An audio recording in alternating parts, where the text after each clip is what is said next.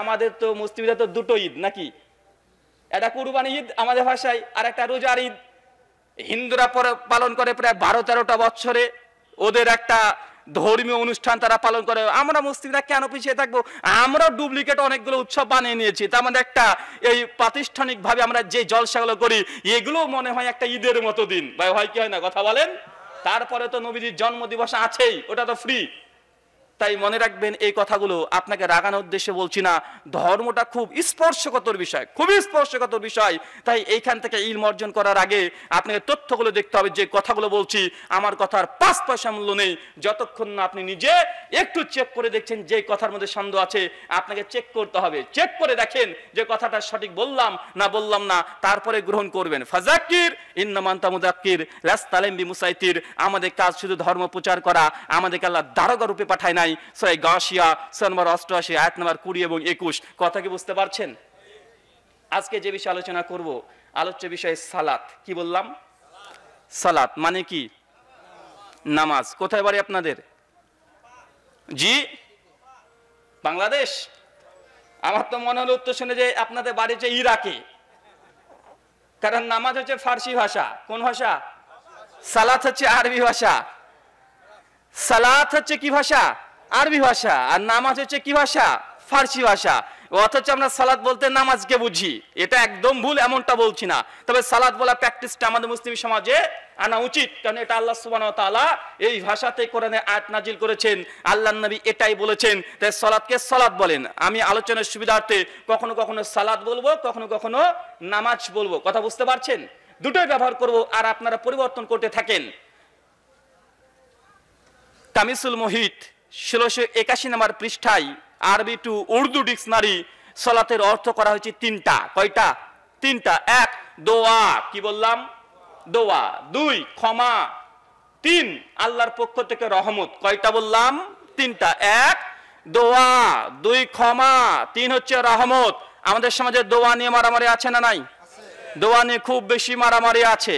এই নিয়ে আহলে হাদিস সমাজ সোসাইটি, এদের মধ্যেও মসজিদ বিভাজন শুরু হয়েছে কি হয় নাই? হয়েছে। অথচ হুজুর জানে না সালাত মানে দোয়া। মানে যখন আল্লাহু আকবার তাকবীর দিয়ে শুরু করলেন, এখন আপনি কিসে দাঁড়িয়ে আছেন? কি করছেন? দোয়া করছেন। সালাত মানে কি? দোয়া। মানে তাকবীর দিয়ে দোয়াটা শুরু হয়ে যায়, আর যখন সালাম ফিরিয়ে দিয়েছেন দোয়া শেষ, মানে সালাত শেষ। এরপর শুরু হবে জিকির আজকার। কি শুরু হবে? জিকির আজকার। মানে এই যেটাকে আমরা বলি সালাত, দোয়া, এটার অপর নাম হচ্ছে দোয়া। তাই দোয়া নিয়ে মারামারি করে সমাজকে বিভক্ত করে 5 পয়সা মূল্য আছে? কোনো মূল্য নেই। আসেন আমরা বোঝার চেষ্টা করি সালাত মানে যে দোয়া কিভাবে। আপনি খুলবেন পবিত্র কোরআন এবং সহিহ মুসলিম হাদিস নাম্বার 768। কত বললাম? সহিহ মুসলিম কিতাবুস সালাত বাবুল কিরাত হাদিস নাম্বার 768। রাবি হযরত আবু হুরায়রা রাদিয়াল্লাহু তাআলা আনহুর কাছে একজন সাহাবী এসে বলছে, আবু হুরায়রা, আমরা যখন ইমামের পেছনে থাকবো সেই সময় কি সূরা ফাতিহা পড়বো? ভাই আমাদের মধ্যে প্রশ্ন আছে না নাই? আমরা যখন ইমামের পেছনে থাকবো সেই সময় কি সূরাতুল ফাতিহা পড়বো? আবু হুরায়রা রাদিয়াল্লাহু তাআলা আনহু বলছেন, ইকরা ফি নাফসিক, সেই সময়ে তুমি সূরাতুল ফাতিহা পড়বে, তবে উচ্চ স্বরে নয়, তোমার জিহ্বা নড়বে, তবে শব্দ হবে না, এইভাবে পড়তে হবে। ইকরা ফি নাফসিক, সেই সময় অন্তর দিয়ে সূরাতুল ফাতিহা পড়ো। কারণ আমি নবীকে বলতে শুনেছি, কোন ব্যক্তি যখন নামাজের মধ্যে সালাতের মধ্যে আল্লাহু আকবার বলে দাঁড়িয়ে যায়, তারপর সূরা ফাতিহার একটা আয়াত পড়েছেন আলহামদুলিল্লাহি রাব্বিল আলামিন, সমস্ত প্রশংসা আল্লাহ তোমার জন্য। আল্লাহ আসমান থেকে, 7 আসমান থেকে জবাব দিয়ে ফেরেশতা গেলে, ফেরেশতা দেখো হামিদানি আব্দি, আমার বান্দা আমার প্রশংসা করছে। আপনি যখন নামাজ পড়েন, সালাতে দাঁড়িয়েছেন, নামাজ পড়ছেন, যেই সময় আপনি সূরা ফাতিহার প্রথম আয়াত পড়েছেন আলহামদুলিল্লাহি রাব্বিল আলামিন, অনুবাদ সমস্ত প্রশংসা আল্লাহ শুধু তোমার জন্য। আল্লাহ এত খুশি হয়, এত খুশি হয়, ফেরেশতাকে আল্লাহ 7 আসমান থেকে ডেকে বলে, ফেরেশতা মণ্ডলী দেখো হামিদানি আব্দি, আমার বান্দা আমার প্রশংসা করছে। মানে সালাত মানে হচ্ছে দোয়া, বান্দার সঙ্গে আল্লাহ ডাইরেক্ট কানেকশন, মাঝখানে কোনো ভায়া মাধ্যম নেই। যখন নামাজে দাঁড়িয়ে গেছেন, এখন বান্দার সঙ্গে আল্লাহ ডাইরেক্ট কানেকশন, মাঝখানে কোনো ভায়া মাধ্যম নেই। কিন্তু আমাদের সমাজে আছে, ভাইজান আপনি যে দোয়া করার সময় ওসিলা ধরে টানলেন, ও অনেক পীরের ওসিলা ধরে আমি এই দোয়া করলাম, পীর মাঝখানে আসলো কেন? বলবে বান্দা দেখো আমি গুনাহগার বান্দা, এত পাপ করেছি, এত পাপ করেছি, আমার দোয়া আল্লাহ সরাসরি কবুল করবে না। ভেদে মারেফত পৃষ্ঠা নাম্বার 21 চরমনে পীর সাহেব তিনি লিখেছেন যে বান্দা অনেক অনেক অজস্র গুনাহ করার কারণে আল্লাহ সুবহানাহু ওয়া তাআলা তার দোয়া তার ডাকে সরাসরি কবুল করে না। এই জন্য মাঝখানে লাগে পীর সাহেব। কি লাগে কথা বলেন? পীর সাহেব। বান্দা অজস্র পাপ করার কারণে আল্লাহ নাকি তার ডাকে সরাসরি উত্তর দেবে না, এই জন্য লাগবে মাঝখানে একটা ভায়া, একটা মাধ্যম, আর সে ভায়া মাধ্যমের নাম হচ্ছে পীর সাহেব। একজন মুরিদের সঙ্গে আমার কথা হচ্ছিল, আমাকে প্রশ্ন করেছে যে আপনারা ওসিলা ধরা জায়েজ নয় বলেন কেন? আমি বলি যে ওসিলা ধরা জায়েজ নেই কথা কখনো বলি না, আমরা কোনোদিন বলি না। আমরা বলি ওসিলা ধরা অবশ্যই জায়েজ, তবে কিছু শর্ত আছে। যার ওসিলা ধরছেন তাকে প্রেজেন্ট থাকতে হবে। 2, আপনি কোনো বস্তু দিয়ে ওসিলা ধরতে পারেন, যেমন নেক আমল। কি আমল? নেক আমল। আপনার সন্তান অসুস্থ, আল্লাহকে বলেন আল্লাহ আজ কাল থেকে আমি রোজা করব 3টা, এই রোজা করতে শুরু করে দেন। আর আল্লাহকে কাছে দোয়া করেন, আল্লাহ আমি তোমার সন্তুষ্টির উদ্দেশ্যে এই রোজা পালন করেছি, সিয়াম পালন করেছি, তোমার সন্তানের এই মুসিবত থেকে দূর করে দাও। এটা ওসিলা কি ওসিলা নয়? কথা বলেন, এটা ওসিলা। এই ওসিলা কি? এটা বৈধ। যেন আমি প্রথম আলোচনার শুরুতে ওসিলা ধরেছি, কি বলেছি? আল্লাহ আমাদের এই আলোচনা সবার ওসিলায় আমাদের পেছনের ছোট ছোট গুনাহগুলোকে তুমি ক্ষমা করে দাও। মানে কোন নেক আমল করার পরে আল্লাহ কাছে দোয়া করলে আল্লাহ কি করেন? আল্লাহ কবুল করেন। কিন্তু হুজুরদের উল্টা, হুজুর বলছে বান্দা সাধারণ মানুষ অজস্র পাপ করার কারণে আল্লাহ নাকি সরাসরি তার ডাকে সাড়া দেবে না। আমি তাকে প্রশ্ন করলাম, বাবা তুমি কত বড় পাপী? ইবলিস শয়তানের চাইতে বড় পাপী? তুমি কি শয়তানের চাইতেও খারাপ? শয়তানের চাইতে কি অন্যায় নোংরা কাজ করেছো? ও তুমি আমাকে আপনি শয়তান বলেন কেন? তোমাকে শয়তান বলি নাই। তুই বলছো আল্লাহ যে তোমার ডাকে সাড়া দেবে না কারণ তুমি পাপী। ভাই পবিত্র কোরআন খুলেন সূরা আরাফ আয়াত নম্বর 14 থেকে 24 পর্যন্ত পড়েন। আদম আলাইহিস সালাম আর শয়তানকে নিয়ে আসমানে ঘটনা আছে। যখন শয়তান পথভ্রষ্ট হয়ে গেল, নবী আদমকে বিভ্রান্ত করে দিল, সেই সময়তে আল্লাহ বলছে তোমরা জান্নাত থেকে নেমে যাও দুজনে। সঙ্গে সঙ্গে এই ইবলিস আল্লাহ কাছে, আল্লাহ তোমার কাছে শেষবারের মতো একটা জিনিস চাইবো, একটা প্রার্থনা করব, একটা চাওয়ার আছে। আল্লাহ চাইবো। আল্লাহ বলছে চা কি চাইবি? ও চাইলো কি? কথা বলেন, কি চেয়েছিল? আল্লাহ আদম সন্তানের রগে রগে শিরায় শিরায় যেন কিয়ামত পর্যন্ত চলতে পারে, আমাকে ক্ষমতা দাও, আমাকে শক্তি দাও, সেই পাওয়ার দাও। আল্লাহ তার দোয়া কবুল করেছে কি করে নাই? তা আল্লাহ যদি শয়তান ইবলিসের দোয়া কবুল করতে পারে, আপনি কত বড় অপরাধী? আপনি কত বড় অপরাধী যে আল্লাহ আপনার দোয়া কবুল করবে না? পবিত্র কোরআন খুলবেন, যে সূরাটা বারবার আমরা পাঠ করি, সূরাতুল ফাতিহা আয়াত নম্বর 3 পড়বে। কি বলি? ইয়াকা নাবুদু, আল্লাহ তোমারই কাছে তোমারই ইবাদত করি, ওয়া ইয়াকা নাস্তাইন, আল্লাহ তোমার কাছেই সাহায্য প্রার্থনা চাই। মানে আল্লাহর ইবাদত করতে হবে, আর মাঝখানে কারো কাছে কোনো সহযোগিতা চাওয়া যাবে না। কার কাছে চাইতে হবে? আল্লাহর কাছে। কিন্তু আমরা মাঝখানে ভায়া মাধ্যম দিয়েছি কি দেই নাই? কারণ পীর সাহেব সমাজে কথা প্রচলিত হয়ে গেছে, গুনাহগার বান্দা দোয়া আল্লাহ কবুল করেন না, আর ইবলিসের দোয়া যদি আল্লাহ কবুল করতে পারে, ওর চাইতে দুনিয়াতে কত নিকৃষ্ট খারাপ কোনো মানুষ আছে? কথা বলেন। ইবলিসকে গালি দেওয়া জায়েজ নয়। সহিহুল জামে হাদিস না 7384 আল্লাহ নবী বলেছেন লা তাসাব্বু আশ-শায়াতিন, তোমরা শয়তানকে গালি দিও না, কারণ যদি আপনি শয়তানকে গালি দেন শয়তান বাগ বাগ খুশি হয়ে যায়। তুই গালি দিয়েছিস, তোর গুনাহ হচ্ছে। শয়তান তো ওটাই চাই। কথা বুঝতে পারছেন? এই জন্য আল্লাহ নবী বলছে রাগের মাথায় শয়তানকে গালি দেবে না। যদি গালি দাও শয়তান খুশি হয়ে যায়। কেন? ও তো চাই তুই গুনাহ কর, তো গাল দিলে ওর তো কিছু যায় আসছে না। যে গাল দিয়েছে বা তার গুনাহ হচ্ছে কি হচ্ছে না? হচ্ছে। রিয়াদুস সালিহিন 13 নম্বর হাদিস, আল্লাহর নবী বানি ইসরাইলের ঘটনা বর্ণনা করছে। কার? ইসরায়েলের রেওয়াজ, বানি ইসরায়েলের। মনে রাখবেন, বানি ইসরায়েলের ঘটনা বর্ণনা করা জায়েজ যদি সেটা সহিহ সুন্নাহ দ্বারা প্রমাণিত থাকে, সহিহ সনদে প্রমাণিত থাকে। আল্লাহ নবী বলছেন কোন এক সময়তে একজন ব্যক্তি 99 জন মানুষকে হত্যা করেছিল। কয়জন? কথা বলেন। 99টা মানুষকে হত্যা করে ফেলেছে একজন মানুষ। একজন ইহুদি আলেমের কাছে গিয়েছে, গিয়ে তখন বলছে আমি এই মুহূর্তে 99 জন মানুষকে হত্যা করে আপনার সামনে এসেছি, বলেন তো আল্লাহ কি ক্ষমা করবে? আপনার ঈশ্বরকে আমাকে ক্ষমা করবে? ইহুদি পণ্ডিত তাকে কটূক্তি করে বলছে 99 মানুষকে হত্যা করে আবার ক্ষমা? তোমার কোনো ক্ষমা নেই।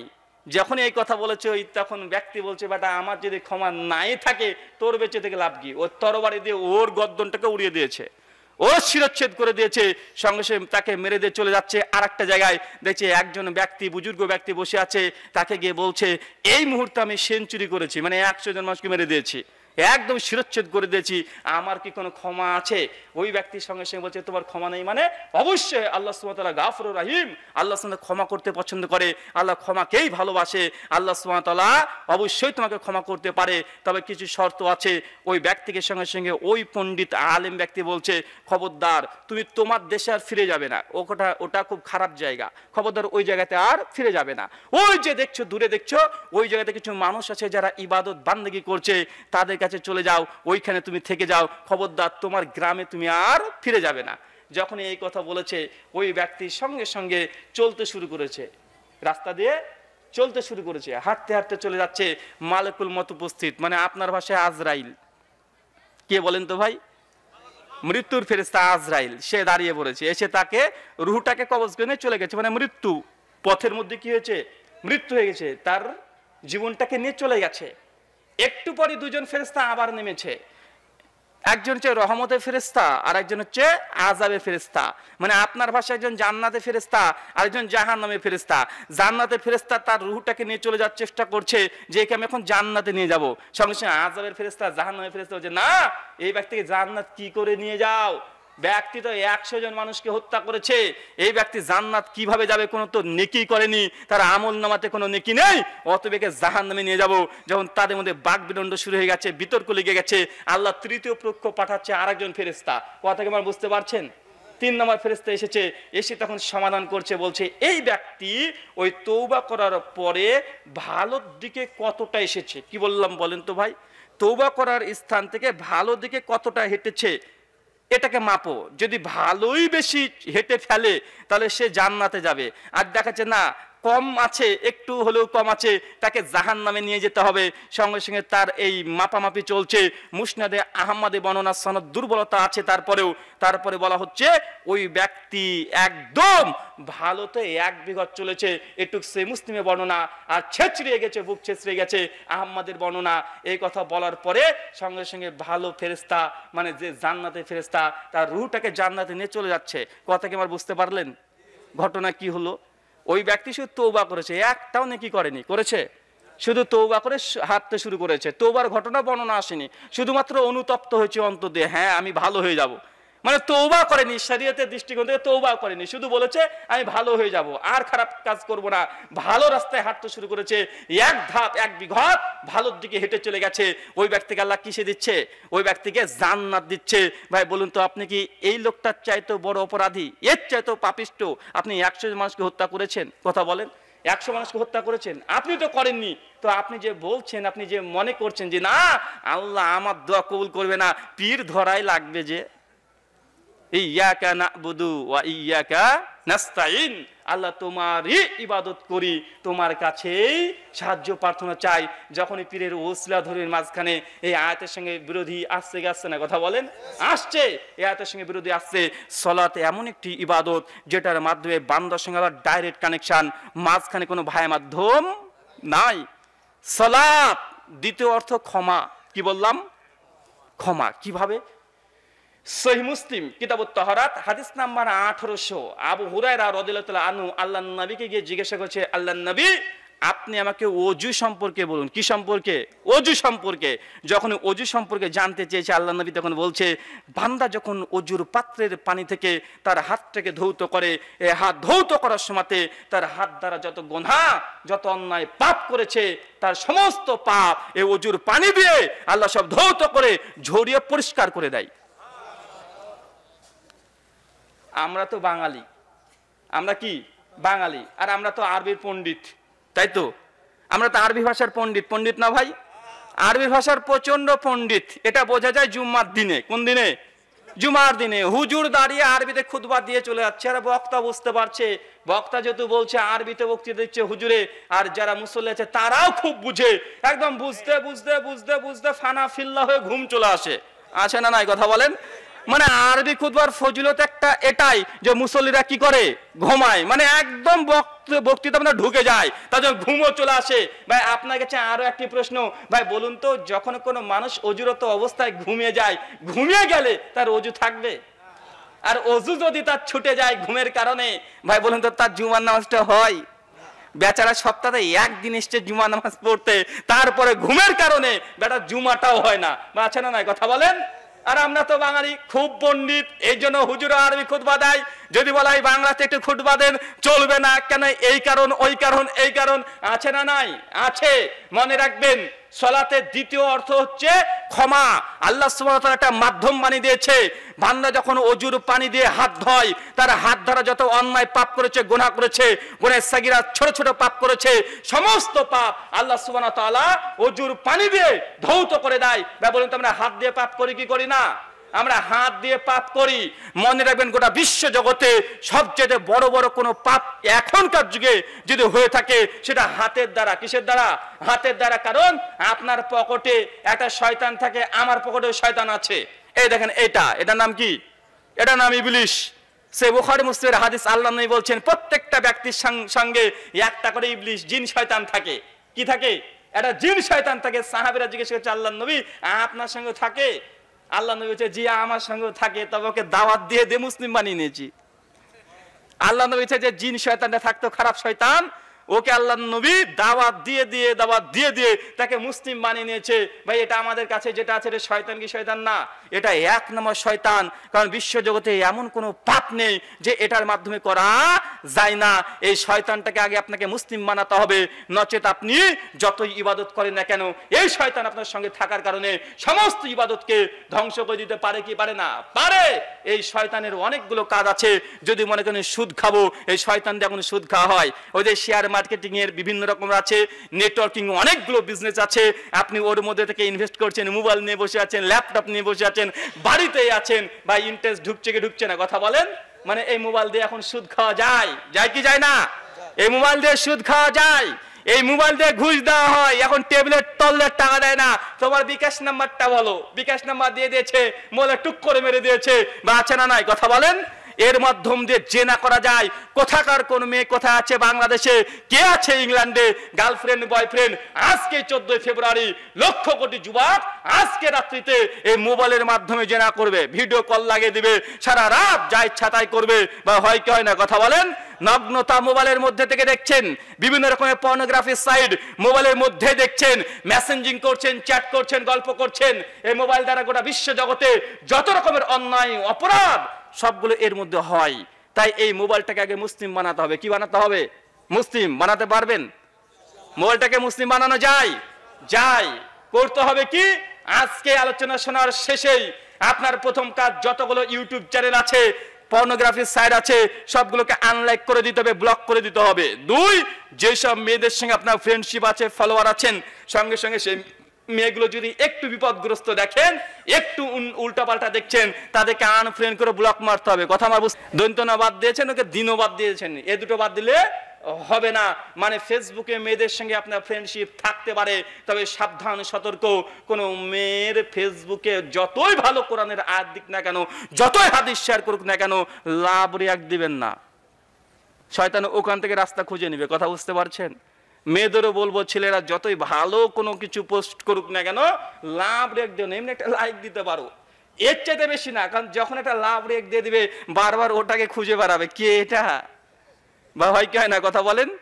আছে মানে এখান থেকে শয়তান আপনাকে আস্তে আস্তে আস্তে আস্তে, প্রবাদ একটা বাংলাতে বাক্য আছে, মানে শয়তান কি করে, সুচ হয়ে ঢোকে আর ফাল হয়ে বেরিয়ে যাবে। মানে এক কমেন্টে ঢুকেছে, বাকি সব কাজ সামনে 14 ফেব্রুয়ারিতে হয়ে যাবে, বা হয় কি হয় না? কথা বলেন।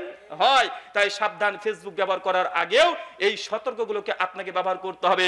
3 নম্বর, আপনার কাজ, যত রকমের পর্নোগ্রাফি সাইট আছে সবগুলোকে আগে আপনাকে ব্লক করতে হবে। এবার আপনার করণীয় কি? মোবাইলটাকে ফ্রেশ করে ডিলিট করে দিয়ে এখন আপনার প্রথম কাজ, এই মোবাইলের মধ্যে আল কোরআন, একটা আরবি, ইংলিশ, উর্দু, যে ভাষা জানেন সেটাকে ডাউনলোড করে নেওয়া। কথা বুঝতে পারলেন? এবার এই মোবাইলটার মধ্যে আপনাকে বাংলা হাদিস বিডিটা ডাউনলোড করে নেবেন, যারা বাংলা পড়তে পারেন। যারা আরবি জানেন, আলিম সমাজ, তারা দুটো সফটওয়্যার লোড করবেন। একটা মাকতবায়ে শামিলা, কমপক্ষে 34,000 হাদিসের কিতাব আছে। 2, আল বাহিসুল হাদিস, যেটা হাদিস তাহাকিক করার জন্য একটা সফটওয়্যার আছে, ওটা একটা আলিমের জন্য ব্যবহার করতে হবে। উর্দু যদি জানেন, ইসলাম 360, এটা ডাউনলোড করেন। হাজার হাজার লক্ষ লক্ষ কোরআনের আয়াত তাফসীর করা এই অ্যাপসগুলোতে আছে। আর আপনি রাতে রাতে যদি গান শোনায় অভ্যস্ত হন, গান আর শোনা যাবে না। কানের কাছে পবিত্র কোরআন রাত্রেবেলা রেখে দিয়ে সূরা বাকারা গোটাটা ছেড়ে দেন, রেখে আপনি ঘুমিয়ে যান। এখন এই মোবাইলটা মুসলিম না শয়তান? এটা মুসলিম। আমার মোবাইলটা মুসলিম, আপনার মোবাইল এখন কি? আমার মোবাইল কি বলেন তো ভাই? আমার মোবাইলটা এখন মুসলিম বানিয়ে নিয়েছি। কি বানিয়ে নিয়েছি? মুসলিম। আপনার মোবাইলটা কি বলেন তো ভাই? এখন যদি শয়তান থাকে, আগে শয়তানি ছুটাতে হবে, দিয়ে কি বানাতে হবে? মুসলিম বানাতে হবে। সলাতের একটা অর্থ হচ্ছে ক্ষমা। আল্লাহ সুবহানাহু ওয়া তাআলা চান বান্দা গুনাহ করবে, অন্যায় করবে, গুনাহ ছাড়া কোনো মানুষ থাকতে পারবে না।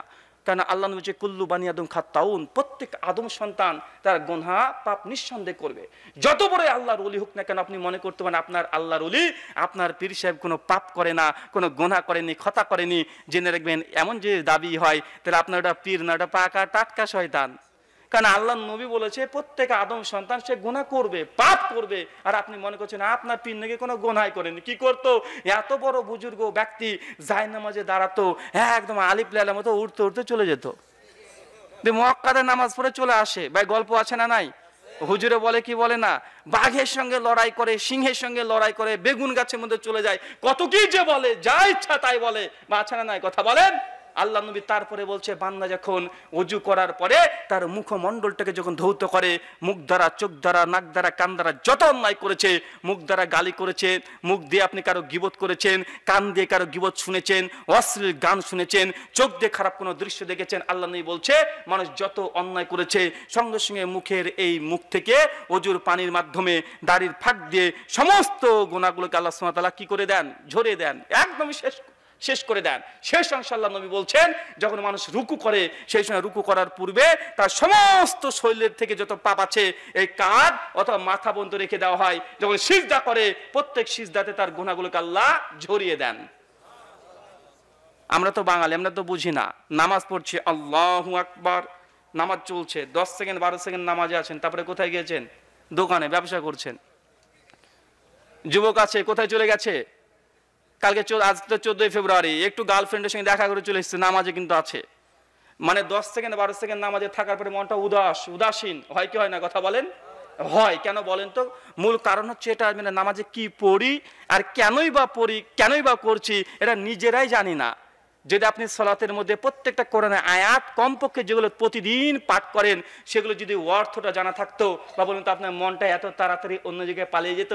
কখনো নয়। আর আমরা বাঙালি, হুজুরও যে কি পড়ে এটা আমরা বুঝি না, হুজুর যে কি পড়ছে এটাও আমরা বুঝি না, তাই মনটা সবসময় আমাদের এদিক ওদিক চলে যায়। মনে রাখবেন সলাতের আর একটি অর্থ বললাম ক্ষমা। 3 নম্বর সলাতের অর্থ, তার নাম কি? কি বললাম বলেন তো ভাই? রহমত। আল্লাহর পক্ষ থেকে রহমত চলে আসবে যদি সলাতে দাঁড়ান, যতই বিপদ হোক। আপনি শুনেছেন আপনার ছেলে রাজমিস্ত্রির কাজ করে, চিটাগাঙে গিয়েছে কাজ করতে, 5 তলা বিল্ডিং থেকে পড়ে গেছে হঠাৎই। আপনি বাপ, আপনি মা, আপনার যে ফোন চলে এসেছে আপনার ছেলে 5 তলার ছাদ থেকে পড়ে গেছে, আপনি মা বাপ আপনি এতই মানে উদ্বিগ্ন হয়ে ছুটতে শুরু করেছেন। ভাই বলুন তো আপনি যতই তাতে ছুটুন, আপনার ছেলে যদি 5 তলার বিল্ডিং থেকে পড়ে যায়, আপনার দুর্বল গতিতে যাওয়াতে 5 পয়সা উপকার করতে পারবেন? কথা বলেন না। যদি কোনো এরকম যদি কোনো খবর শুনেন, প্রথম কাজ কি জানেন? সঙ্গে সঙ্গে আপনাকে ওযুটাকে সেরে নিয়ে 2 রাকাত নামাজ পড়েন, নামাজ পড়ে আল্লাহর কাছে কাঁদেন, আল্লাহকে 10 মিনিট সময় দেন। আল্লাহ আমার সন্তানের হালাল রুজির জন্য চিটাগাঙে গিয়েছে, আল্লাহ 5 তলা বিল্ডিং থেকে পড়ে গেছে, আল্লাহ তুমি আমার সন্তানকে, তুমি আর শাফি, তুমি শেফা দান করে আমার সন্তানকে হেফাজত করো। এই কথা বলে আল্লাহ কিছু করতে পারে কি পারে না? কথা বলেন। আল্লাহ করতে পারে, কিন্তু বাপ মা আমরা বুঝি না। যখনই শুনেছেন সন্তানের কোনো ক্ষতি হয়ে গেছে, দুর্বল গতিতে আপনি ছুটতে ছুটতে হসপিটালে চলে যাচ্ছেন, আপনার ছোটাতে আপনার এই চোখের পানিতে 5 পয়সা লাভ নেই, কিন্তু নামাজের পরে আল্লাহর জন্য যদি 2 ফোঁটা চোখের পানি ফেলে দেন, বা বলুন তো আল্লাহ পরিবর্তন করতে পারে কি পারে না? পারে। এই তো কয়েকদিনকার ঘটনা আপনারা সকলে দেখেছেন। ভারতবর্ষে কর্ণাটক, ভাই দেখেছেন কি দেখেন নাই? এই কর্ণাটকের ঘটনা এটাই প্রথম নয়, এর আগেও ঘটনাটা ঘটেছে। ভারতবর্ষের 15 দিন থেকে আগে থেকেই হায়দ্রাবাদ, কর্ণাটক এইসব জেলাগুলোতে, রাজ্যগুলোতে তদন্ত চলছে, বিভিন্ন রকমেরই চলছে, যে কোনো আমাদের ইন্ডিয়ায় কোনো মুসলিম হোক আর হিন্দু হোক কেউ পর্দা করে যেতে পারবে না।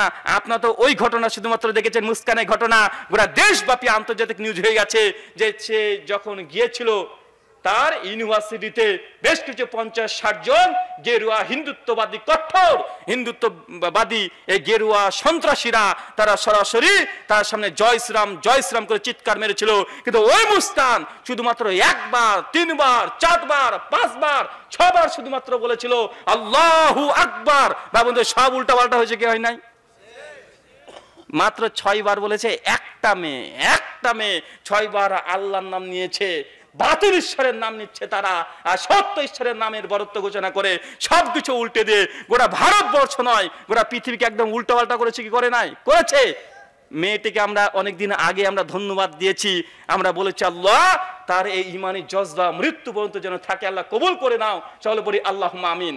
দেখেন 50-60 জন একসঙ্গে চিৎকার মারছে জয় শ্রীরাম, মিথ্যা ঈশ্বরের নাম নিয়ে বরত্ব ঘোষণা করছে, আর একজন সত্য ঈশ্বরের একটা মেয়ে মানুষ মাত্র 5-6 বার নাম নেওয়ার কারণে একদম তারা উল্টো দিকে ছুটতে শুরু করেছে। দেখেন নাই? দেখেছেন? মানে আল্লাহ সুবহানাহু ওয়া তাআলা নামটা নিলেও অন্তর তাদের কম্পন হয়। তার জ্বলন্ত দৃষ্টান্ত আপনাদের সামনে একদম স্পষ্ট হয়ে জাজুল্যমান প্রমাণ। আর একটা কথা মনে রাখবেন, মূল সমস্যা গোটা বিশ্ব জগতে যেহেতু আন্তর্জাতিক একটা নিউজ, আমাকে কালকে ফোন করেছে আমাদের ইন্ডিয়া থেকে, আমি এখন বাংলাদেশে আছি, ফোন করে সাংবাদিকরা বলছে আমার হিজাব প্রসঙ্গে আলোচনা নিবে। তো আমি যাই হোক তাদেরকে কোনো ইন্টারভিউ দিই নাই, শুধুমাত্র এতটুকু বলে যাই যে হিজাব প্রসঙ্গে আমাদের মতামত হচ্ছে এটা, যে হিজাব এটা আপনার চুজ মানে আপনার পছন্দনীয় কোনো পোশাক নয়, এটা আল্লাহর পক্ষ থেকে ফরজ বিধান। এটা কোনো মানুষ কখনো পছন্দ করে দিতে পারে না, এটা আল্লাহর পক্ষ থেকে এটা ফরজ বিধান। মুসলিম নারীদের জন্য যেমন হিজাব আছে, মুসলিম পুরুষের জন্য হিজাব আছে। মুসলিম পুরুষদের হিজাবের কথা বুঝতে পারেন না। আমার তো মন চায়, আমার বয়স কত বলেন তো ভাই? আমার বয়স কত? 40। মাশাআল্লাহ। তারপরে বলেন 30। আলহামদুলিল্লাহ। অনেকে মনে করছে 45 হবে। আমার বয়সকাল 29-এ পা দিলাম। আমি বক্তৃতা জগতে আছি 7 বছর থেকে 8 বছর, মানে প্রথম বক্তৃতা এখন দিয়েছি কত, তার মানে 20-তে। দেখতে দেখতে 7 বছর হয়েছে, আমি বুঝতে পারলাম না কি বয়স 7 বছর পার করে দিলাম। তখনও যেমন ছিলাম এখনো তাই আছি, তাই মনে হয়। কথা কি বুঝতে পারছেন? আমার তো মন চায় কেন এই পাঞ্জাবি পরে থাকবো, কেন আমি এরকম ঢোল্লা একটা পাঞ্জাবি পরে, মুখে একযোগ্য দাড়ি নিয়ে, মাথায় একটা টুপি নিয়ে, আমার বাপের চাইতে বয়সে আমাকে দেখতে লাগে কেন করব? আমার তো মন চাই একটু জিন্স পরবো, স্কিন টাইট জিন্স পরবো, স্কিন টাইট একটা গেঞ্জি জামা পরে অন্য 5 জন যুবক যে ঘুরে বেড়ায় ওইভাবে আমিও তো ঘুরতে ইচ্ছে করে কি করে না? কথা বলেন। কিন্তু আমাকে যে আল্লাহ হিজাব ফরজ করে দিয়েছে, আল্লাহ যে আমাকে একটা পর্দা দিয়েছে, মুসলিম পুরুষদেরকেও পর্দা দিয়েছে। আল্লাহ নবী যে বলে দিয়েছেন সেই মুসলিম কিতাবের ঈমান 195 নম্বর হাদিস, কোন পুরুষের যে টাকনার নিচে জামা কাপড় প্যান্ট যায়, মাকাদু মিনান নার, তার থাকার জায়গা জাহান্নাম।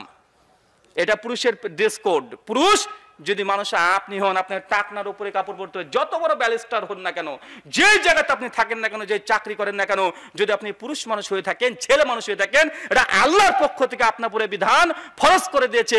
আপনি কে হিজাব পড়তে দিল কি দিল না, এটা নিয়ে আপনার রক্ত গরম হয়ে গেছে, কেন আমাদেরকে হিজাব পড়তে দেবে না?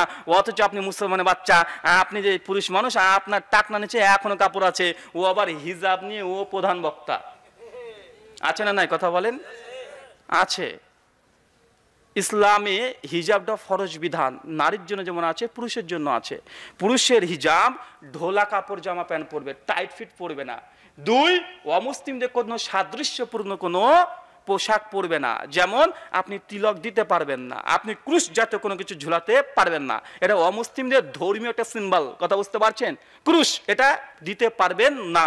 হিন্দুরা যে তিলক কেটে দেয়, এই তিলকটা নিতে পারবেন না। যে পৈতা পরে এটা পড়তে পারবেন না, এটা খাস ভাবে ধর্মীয় একটা সিম্বল, এটা কোনো মুসলিম পুরুষ নারী পড়তে পারে না। 3, এমন কোনো পোশাক পরবেন না যেটা নারীদের মতো দেখতে পুরুষরা পরবে না, পুরুষদের মতো দেখতে পোশাক নারীরা পরবে না।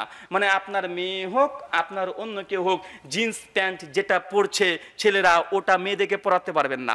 মানে পুরুষের বেশধারী নারী আর নারীর বেশধারী পুরুষকে উভয়কে আল্লাহ নবী বলেছেন জাহান্নামী। কথা কি বুঝতে পারলেন? অনেক মেয়ে মানুষরা আছে তারা পুরুষ হয়ে যাচ্ছে, হচ্ছে কি হচ্ছে না? আল্লাহ নবী 1400 বছর আগে বলে দিয়েছে পুরুষ বেশধারী নারী এরাও জাহান্নামী, আর নারীর বেশধারী পুরুষ এরাও জাহান্নামী। ফিতরতগতভাবে কেউ যদি হিজরা হয় সমস্যা নেই, কিন্তু কেউ ইচ্ছাকৃত যদি একদম লিঙ্গকে পরিবর্তন করে তৃতীয় লিঙ্গ ধারণ করে, ইসলাম এটা হারাম। কি বললাম? হারাম। 4 নম্বর শর্ত, কোনো পুরুষ যখন পোশাক পরবে তার মুখে দাড়ি থাকতে হবে। কি বললাম? দাড়ি এটা ফরজ। অনেকে বলে দাড়ি হচ্ছে সুন্নাত। জি, দাড়ি সুন্নাত না, দাড়িটা ফরজ, দাড়িকে ছেড়ে দেওয়া, বড় করা সুন্নাত। আপনি উল্টা শুনেছেন এতদিন, বুঝেননি। দাড়ির 4টে মাসালা। 1, দাড়ি অ্যাজ এ মুসলিম রাখবেন, এটা ফরজ। 2, দাড়ি চেঁচে ফেলা হারাম, সমস্ত মাযহাবের ঐক্যমতে দাড়ি চেঁচে ফেলা কি? হারাম। 3 নম্বর, দাড়িটাকে বড় করবেন, এটা সুন্নাত। মানে কি করবেন? বড় করবেন, এটা সুন্নাত, যত বড় হবে এটা সুন্নাত। 4 নম্বর, এক মুষ্টি পরে দাড়ি কাটতে পারবেন কি পারবেন না, এই অংশটা, এটা নিয়ে আলেম সমাজে মতনৈক্য মতভেদ করেছে। মতনৈক্য কয় নম্বর মাসালায়? 4 নম্বর। হুজুর বলেছে যে দাড়ি রাখা সুন্নাত, জনসাধারণ ভাবছে দাড়ি রাখা সুন্নাত, না রাখলে মানে গুনাহ হবে না। আরে বাবা, দাড়ি রাখা ফরজ, দাড়িকে ছেড়ে দেওয়া, বড় করা সুন্নাত। কথা কি আমার বুঝতে পারলেন? সহিহ বুখারী 5891-92 নম্বর হাদিস, আল্লাহ নবী বলেছেন প্রত্যেকটা নবী রাসূলের বেশ কিছু ফিতরাত ছিল, তার মধ্যে একটা আপনার দাড়িটাকে বড় করা, গোঁফটাকে ছোট করা। কথা বুঝতে পারছেন? আপনার যত গৌণ মানে গুপ্ত অঙ্গের লোম ইগুলো আছে, ঊর্ধ্বটান 40 দিনের মধ্যে আপনাকে কেটে ফেলতে হবে, আপনাকে খতনা করতে হবে। প্রত্যেক নবী রাসূলের জন্য এটা কি ছিল? যে হাদিসের আলোকে আপনি খতনা না করলে আপনি নিজেকে মুসলিমই মনে করেন না, ওই হাদিসেই আছে দাড়িটাকে বড় করা। এটা নবীর সুন্নাত, প্রত্যেক নবীর সুন্নাত। কিন্তু একটার জন্য আপনি গিয়েছেন খানা দিচ্ছেন, আর একটা জন্য কিছু করেনি না। খতনার খানা হয় কি হয় না? কথা বলেন। খতনার খানা হয়। তো যেই হাদিসে খতনা করাকে বিধান দেওয়া হয়েছে, ওই হাদিসে তো দাড়ি কাটার কথাও নিষেধ করা হয়েছে, ছেড়ে দেওয়া হয়েছে, বা আছে না নাই? কথা বলেন। আছে। তো আমরা একটা গ্রহণ করেছি, 8টাকে ছেড়ে দিয়েছি কি দেই নাই? দিয়েছি। তার মানে আপনাকে বুঝতে, এটা পুরুষের হিজাব। কার হিজাব? এটা পুরুষের হিজাব। মেয়েদের হিজাব কি? সচরাচর বোরখা, এটাই সংক্ষিপ্ত বর্ণনা, যে বোরখা মুসলিমরা পরে, এটাই হচ্ছে মুসলিমদের জন্য হিজাব। এটা আল্লাহর পক্ষ থেকে বাধ্যতামূলক। পবিত্র কোরআন সূরা আহজাব আয়াত নাম্বার 33, আয়াত নাম্বার 60, আয়াত নাম্বার 61, সূরা নূর আয়াত নাম্বার 30 এবং 31 ডিটেল আপনারা আলোচনা করে দেখতে পারেন, পড়তে পারেন। আল্লাহ সুবহানাহু পক্ষ থেকে ফরজ বিধান। তৃতীয়, আমার একটা কথা, বিশেষ করে যারা অমুসলিম, যারা জয় শ্রীরাম ধ্বনি দিয়ে যারা আমাদের হিজাবের বিধানকে লঙ্ঘন করতে চাচ্ছে, তাদেরকে একটা পরামর্শ। আপনি এটা করে কি বোঝাতে চাচ্ছেন? অনেক পুণ্যের কাজ করছেন, একদম স্বর্গ বৈকুণ্ঠ লাভ করবেন, একদম স্বর্গে চলে যাবেন। জি না, যার নাম নেওয়া হয়েছে তার নাম হচ্ছে ভগবান রাম। হিন্দু দাদারা মনে করে এই নাম নিয়ে তারা চিৎকার মেরেছে জয় শ্রীরাম, অথচ রামচন্দ্রের জীবনী লেখা আছে আমাদের কাছে, যেটা মহাবীর চরিত, প্রথম 2য় খণ্ড 71 নম্বর পৃষ্ঠা। স্বয়ং রামচন্দ্র নিজে যখন বনবাস থেকে যখন ফিরে এসেছেন, সীতার সঙ্গে আছেন, এমতো পরিস্থিতিতে রামচন্দ্রের শিক্ষাগুরু, যার নাম পরশুরাম, কি বললাম? বলেন। পরশুরাম, বিষ্ণুর 9ম অবতার, 8ম অবতারের নাম হচ্ছে পরশুরাম। ওই পরশুরাম যখন বাড়িতে প্রবেশ করেছে, রামচন্দ্রের সঙ্গে সঙ্গে সীতা, মা সীতাকে বলছে, সীতা, পরশুরাম আমাদের গুরুজন ব্যক্তি, এখন ঘরের মধ্যে যাও আর পর্দাটাকে টেনে নাও। কথা কি আবার বুঝতে পারলেন? যার নাম নিয়ে পর্দাকে বলছে, হিজাবকে বলছে, এটা করা যাবে না, নিষিদ্ধ করতে যাচ্ছে যে ভগবানের নাম নিয়ে, তার নাম হচ্ছে শ্রী রামচন্দ্র। অথচ রামচন্দ্র নিজের স্ত্রী সীতাকে পর্দার অন্তরে যেতে বলেছে। এরা রাম না রাবণ? আমি এই জন্য বলেছিলাম যে এরা রামের ভক্ত না, এরা রাবণের ভক্ত। কার ভক্ত? রাবণের ভক্ত। রামের ভক্ত হলে অবশ্যই রাম যেমন তার স্ত্রী সীতাকে যেমন পর্দা করতে বলেছে, অবশ্যই প্রত্যেকটা হিন্দু ভাই যারা রাম ভক্ত তাদের স্ত্রীকে পর্দা করতে বাধ্য করতে। কেন? সে রাম ভক্ত। আসেন একটা ছবি দেখায়, এখনই আমি বসে বসে ডাউনলোড করছিলাম ছবিটা, রামচন্দ্রের আর সীতার একটা ছবি দেখায়। দেখেন তো ভাই, রামচন্দ্রের সীতা, এই একটু জুম করো তো, দেখেন রামচন্দ্র সীতা। সীতার ছবি কি উলঙ্গ আছে? কথা বলেন। দেখেন উলঙ্গ আছে? উলঙ্গ নাই। উলঙ্গ আছে? উলঙ্গ নাই। দেখেন আপনার লিখেন রাম অ্যান্ড সীতা, এখনই লিখেন গুগলে, দেখেন যে ছবিগুলো পাবেন সবগুলোতে কি আছে? অন্ততপক্ষে তার মাথা পর্যন্ত ঢাকা আছে। আমরা ভারতবর্ষের মানুষ খুব ভালোভাবে জানি, আমার পূর্বপুরুষ তো সবে এখনো হিন্দু, এখনো জানি বাড়িতে যদি কোনো সম্মানীয় গুরুজন ব্যক্তি, কোনো যদি শিক্ষাগুরু, যে ঠাকুর পণ্ডিত, এখনো যদি আমার পিসিমাসির বাড়িতে যাই, সঙ্গে সঙ্গে তারা কাপড়টাকে এইভাবে মাথা থেকে নামিয়ে নেয়। কথা বুঝতে পারছেন? মানে মাথায় কাপড় দেবে, ঝুলিয়ে দেয়। রাজস্থানে চলে যান, আমাদের ভারতবর্ষের, ওখানে সবাই হিন্দু ধর্ম পালন করে, এখনো তারা তাদের পর্দাগুলোকে মেনটেন করে, পুরুষের সামনে যায় না। আপনি রবি ঠাকুরের জীবনে এখনো পড়েন, রবি ঠাকুর তার জীবন, তার মায়ের বিবাহের কথা লিখেছে। তার মা যখন বিয়ে করে আসছিল, সেই সময় পালকিতে চড়ে একদম পর্দার মধ্যে রবি ঠাকুরের মা সে বিয়ে করেছিল। এগুলো ভারতবর্ষের ইতিহাস, এই আমাদের উপমহাদেশের ইতিহাস। কিন্তু আজকে ভগবান রামচন্দ্রর নাম নিয়ে আজকে রামের বিরুদ্ধে আচরণ করছে। এটা হিন্দু ধর্মের ল। ঋগ্বেদ মন্ডল নম্বর 8 সূক্ত নম্বর 33 আর মন্ত্র নম্বর 19 ভগবান ইন্দ্র, দেবতা ইন্দ্র বলছেন নারীদেরকে উদ্দেশ্য করে, হে নারী, ব্রহ্মা তোমাদেরকে নারী বানিয়েছে, তোমাদের দৃষ্টি অবনত করো, তোমাদের পাগুলোকে একত্রিত রাখো, খবরদার তোমাদের দৃষ্টিকে অসংযুক্ত রাখবে না, মানে যেখানে সেখানে তাকাবে না। বা এটা হিজাবের মতো কি মতো নয়, কথা বলেন, এটাও হিজাবের মতো। অথচ যারা হিন্দুত্ববাদী দাবি করছে, অথচ হিন্দু ধর্মের শাস্ত্রে কথাগুলো মন্ত্রগুলো তারা বিরুদ্ধাচরণ করছে কি করছে না? করছে। খ্রিস্টান বন্ধুদের উচিত, মুসলিমদের শুধু হিজাব নয়, ভাই মাদার মেরির ছবি দেখেন নাই, মাদার টেরেজার ছবি দেখেন নাই, খ্রিস্টানদের যেসব গির্জাতে যেসব মেয়েরা থাকে, বিশেষ করে ক্যাথলিক গির্জাতে, তাদের মেয়েরা কি পরে? মুসলিম মহিলাদের মতো বোরখা পরে কি পরে না? পরে।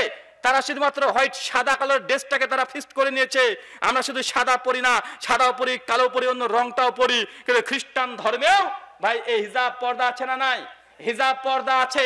এমনকি বাইবেলের মধ্যে এখন পর্যন্ত একদম মজুদ আছে, 1 তিমোথী 2 অধ্যায় 5, 6, 7, 8 এবং 1 করিন্থিয়ান্স 11 অধ্যায় 7, 8, 9, 10, 11 নম্বর ভার্স পরিষ্কারভাবে এখনো লেখা আছে, খ্রিস্টান ধর্মের আইন ল হচ্ছে এটা, বলছে কোনো মেয়ে যেন তারা মাথাটাকে খালি না রাখে, কোনো মেয়ে যদি মাথাটাকে খালি রাখে তার মাথাটাকে ন্যাড়া করে দাও। এটা কাদের আইন, কথা বলেন? আমি তো ভাই ইন্ডিয়ান, কথা যেগুলো বলছি মেপে চুপে বলছি, প্রমাণ দিয়ে বলছি। যদি ভুল হয়, ভুলগুলো আমাকে দেখিয়ে দিতে পারবে কি পারবে না?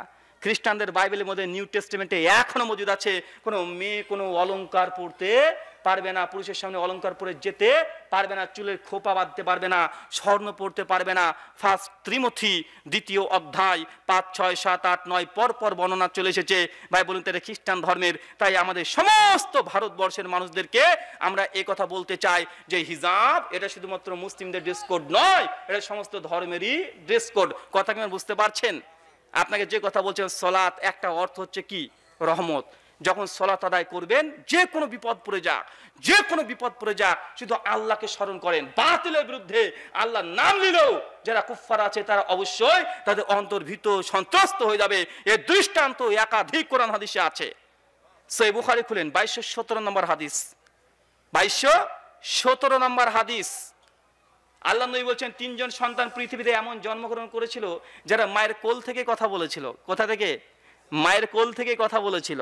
প্রথম নাম হচ্ছে ঈসা ইবনে মারিয়াম, নবী ঈসা আলাইহিস সালাম। দ্বিতীয় ব্যক্তি বনী ইসরাঈলের একজন নেককার পরেজগার আল্লাহর ওলি, তার নাম হচ্ছে জুরাইজ। কি বললাম? জুরাইজ। সহিহ বুখারী 2217 নম্বর হাদিস। আল্লাহ নবী বলছেন জুরাইজ খুব ইবাদত গুজার আল্লাহর ওলি ছিলেন, আপনার পীরের মতো না, অ্যাকচুয়াল ওলি ছিলেন। সে তার গির্জার মধ্যে মানে মসজিদের মধ্যে ইবাদতে মগ্ন থাকতো, সব সময় নামাজ নিয়ে, জিকির, আজকার, তওবা, ইস্তিগফার এগুলো নিয়ে ব্যস্ত থাকতো। একদিন একজন মেয়ে সে পরিকল্পনা করেছে যে জুরাইজের সঙ্গে নষ্টামি করবে। হঠাৎই একটা মেয়ে সঙ্গে সঙ্গে জুরাইজের কাছে চলে এসেছে। তার আগে অনেক ঘটনা আছে। জুরাইজ যখন নামাজ পড়ছে, তার মা এসে বলছে, তার মা এসে ডাকছে জুরাইজ। জুরাইজ কোনো উত্তর দিচ্ছে না, চিন্তা করছে নামাজের মধ্যে আছি, মানে আল্লাহর সঙ্গে কথা বলছি, এখন মার ডাকে সাড়া দেবো না আল্লাহর সঙ্গে কথা চালিয়ে যাব। আবার যখন দেখেছে তার মা জুরাইজ, জুরাইজ কোনো উত্তর দেয় নাই, আবার দেখেছে জুরাইজ কোনো উত্তর দেয় না, 3 বার উত্তর যখন পায় নাই, তার মা তখন অভিশাপ দিয়েছে যে আল্লাহ এটাকে তুই তখন বিয়ে করিসনি, সন্তান পেলি কোথায়? যখন ওকে উল্টা পাল্টা কথা বলতে শুরু করে, মেয়েটা নিজে বাঁচার জন্য বলে দিয়েছে এই সন্তানের বাবা ওই যে গির্জার মধ্যে আছে জুরাইজ, ও হচ্ছে এই সন্তানের বাবা। কথা বুঝতে পারলেন? এই মেয়েটি অভিযোগ কার প্রতি নিক্ষেপ করেছে? জুরাইজের প্রতি। সঙ্গে সঙ্গে জুরাইজের কথা শুনে গ্রামের মানুষ হতবাক, বলে কি এ তো সবসময় নামাজ রোজা নিয়ে ব্যস্ত থাকে, এই ব্যক্তি আবার এই গুনহার কাজটা করেছে। দুর্বল গতিতে চলে গেছে গির্জাতে, গির্জা থেকে জুরাইজকে টানতে টানতে বের করেছে, বেধড়ক পিটিয়েছে, প্রচন্ড মারার পরে তার গির্জাটাকে ভেঙে চূর্ণ বিচূর্ণ করে দিয়েছে। জুরাইজ বলছে আমাকে কয়েক মিনিট সময় দেওয়া হোক। যখন তাকে সময় দেওয়া হয়েছে, সঙ্গে সঙ্গে সে দাঁড়িয়ে নামাজ পড়তে শুরু করেছে। নামাজ শেষ, বাচ্চা ছেলে কাছে গিয়ে বলছে এই ছেলে তোমার বাবা কে? যখন এই প্রশ্ন করেছে, ছেলেটা মুখ ঘুরে তখন বলছে অমুক জায়গার অমুক রাখাল, ও হচ্ছে আমার বাবা। ভাই কিসের ফলাফল বলেন তো? কিসের? সালাত, নামাজ। নামাজ মানে আল্লাহর পক্ষ থেকে রহমত। বিপদে আসলেই আগে 2 রাকাত নামাজ পড়েন, আল্লাহকে বলেন, যা ইচ্ছা আল্লাহকে বলেন, আল্লাহ পরিবর্তন করতে পারে কি পারে না? পারে। তাই সালাতের এই 3টা অংশ। আমরা তো সালাত নিয়ে মারামারি কি 20 রাকাত না 8 রাকাত, এটা নিয়ে বেশি মারামারি। এই যে 1 মাস পরে আসবে, তার আগে 20 রাকাত না 8 রাকাত আছে না নাই? অথচ হুজুর নামাজ পড়ছে 4G গতিতে, 4G না 5G, ঝড়ের গতিতে নামাজ পড়ে চলেছে। আরে নামাজ হুজুরকেও ভাড়া করে নিয়ে এসছে তারাবির জন্য, আর হুজুরও চিন্তা আছে কিভাবে আমাকে কোরআন খতম দিতে হবে। আর কোরআনকে খতম দিতে গিয়ে হুজুর মুসল্লিকেও খতম করে দেয়। আছে না নাই? আছে। দেখবেন তারাবির আগের কয়েক মাস আগে একটা মসজিদে মিটিং হয়, 4-5 জন হাফেজকে নিয়ে এসেছে। হাফেজ সাহেবকে বলছে, হাফেজ সাহেব আগেকার ইমাম তো আমাদের 8টা 15-তে জামাতে ঢুকতো, জামাত শুরু করতো, আর 9টা বাজতে 10-এ বের হতো, আপনি পারবেন তো? হুজুর বলছে ইনশাআল্লাহ, দেখি তো। বাঁচানো নাই, কথা বলেন। এই জন্য আমি বলি সমাজে তারাবির নামাজ আর নাই। কি নামাজ আছে জানেন? তারাবি না, তাড়াতাড়ি নামাজ। তারাবির নামাজ শেষ। কারণ তারাবি শব্দটি এসেছে আরবি শব্দ তারবিহাতুন থেকে। তারবিহাতুন মানে ধীরে ধীরে থেমে থেমে বিরতি দিয়ে পড়া। আর আমাদের হুজুর কি করে পড়ে? বিরতি দিয়ে থেমে থেমে ধীরে ধীরে পড়ে, ঝড়ের গতিতে পড়ে। কে কত জোরে তারাবি পড়তে পারে? মুসল্লিরা রেডি, একদম লুঙ্গি বেঁধে নিয়েছে তারাবির আগে। কেন? মানে এত স্পিড হবে কোনো খুলে না জানি যায়। বাঁচে না, কথা বলেন। আছে। দেখবেন হুজুর এশার নামাজ 4 রাকাত যখন পড়ছে, মুসল্লিরা বুঝতে পারছে 4 রাকাত নামাজ তো, এটা এখন ধীরে ধীরে পড়বে, থেমে থেমে পড়বে। কিন্তু যখনই তারাবি শুরু বলছে তারাবি নিয়াত পড়ুন, আর সঙ্গে সঙ্গে মুক্তা দেবেন, ওরা রেডি। মানে ঝড়ের গতিতে করে শুধু উঠতে হবে আর বসতে হবে। বা আছে না নাই, কথা বলেন। আছে।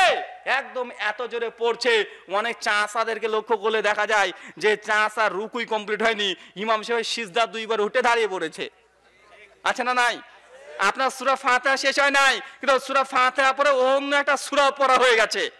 আপনার দুরুদি পড়া হয় না, আত্মীয়াতুর বটিকে বসেছেন, আত্মীয়াতু শেষ হয় নাই, ইমাম সাহেব সালাম ফিরিয়ে দিয়েছে। বা আছে না নাই, কথা বলেন। তো ভাই এটা তারাবির নামাজ না তাড়াতাড়ি নামাজ?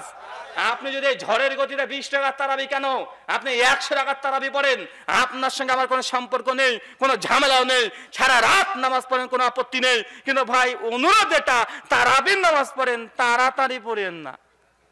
কি বললাম? তারাবি পড়েন, তাড়াতাড়ি নামাজ পড়েন না। যে গতিতে নামাজ পড়া হয়, যেভাবে উঠবস করে, আল্লাহু আকবার, আলহামদুলিল্লাহ, আল্লাহু আকবার, আল্লাহু আকবার, আল্লাহু আকবার, আল্লাহু আকবার, লা ইলাহা ইল্লাল্লাহ, আসসালামু আলাইকুম ওয়া রাহমাতুল্লাহ, আসসালামু আলাইকুম ওয়া রাহমাতুল্লাহ, আল্লাহুম্মা আমিন, বিহাকে লা ইলাহা ইল্লাল্লাহ। বা আছে না নাই? আছে। আমি আমার মসজিদের কথা বলি, 8টা 15-তে মসজিদে আমরা ঢুকতাম, আর 9টা বাজতে 10-এ মসজিদ থেকে বেরিয়ে চলে আসতাম। 8টা 15-তে মসজিদে ঢুকেছি তারাবি সহ, 9টা বাজতে 10-এ মসজিদ থেকে সালাম ফিরিয়ে চলে আসছি। মাঝখানে কি কি হয়? প্রথমে গিয়ে 4 রাকাত সুন্নাত পড়েন আগে, তারপরে ইমাম সাহেবের সঙ্গে 4 রাকাত ফরজ এশার নামাজ পড়েন, 2 রাকাত আবার সুন্নাত পড়েন, একা বসে বসে 2 রাকাত নফল নামাজ পড়েন। পরে কি হয় না, কথা বলেন? পরে এরপর শুরু হয়ে গেল মজা, 2 রাকাত তার মাঝখানে একটা মুনাজাতও আছে, আর মাঝখানে একবার মাথায় হাত আছে। আছে না নাই, কথা বলেন। এরপর শুরু হয়ে গেল 2 রাকাত তারাবি, একটু থামলো, আবার 2 রাকাত তারাবি, একবার মাথায় হাত, একবার মুনাজাত, আবার 2 রাকাত তারাবি, আবার 2 রাকাত তারাবি, আবার মাথায় হাত, আবার মুনাজাত, এভাবে 5 বার চলবে। শেষ হয়ে গেল। এখন 3 রাকাত বিতের হবে জামাতে, তারপরে 2 রাকাত সুন্নাহ হবে বসে বসে। নামাজ পড়ছে 37 রাকাত, ইমাম সাহেব সময় নিয়েছে মাত্র 35 মিনিট। কত মিনিট, কথা বলেন ভাই? এই নামাজ হবে? পবিত্র কোরআন সূরা মুমিনুন আয়াত নাম্বার 1, 2, 3 আল্লাহ বলছে, কদ আফলাহাল মুমিনুন আল্লাযীনা হুম ফি সালাতিহিম খাশিউন। ওই সমস্ত মুমিনরাই সফল কাম, যে নামাজের মধ্যে খুশু খুজু ধীর স্থির ভাবে নম্রতা ভদ্রতার সঙ্গে নামাজ পড়ে, এরাই হচ্ছে সফল কাম। হুজুর যে 4G গতিতে পড়ছে, এ হুজুরের তারাবি হবে? এই ঝড়ের গতিতে তারাবি পড়লে, আমি বলেছিলাম অনেক আগেই, এই ঝড়ের গতিতে তারাবির ফলাফল আল্লাহর আশ পর্যন্ত আপনার নামাজ যাবে না, মসজিদের ছাদে আটকে থাকবে। কথা কি আমার বুঝতে পারছেন?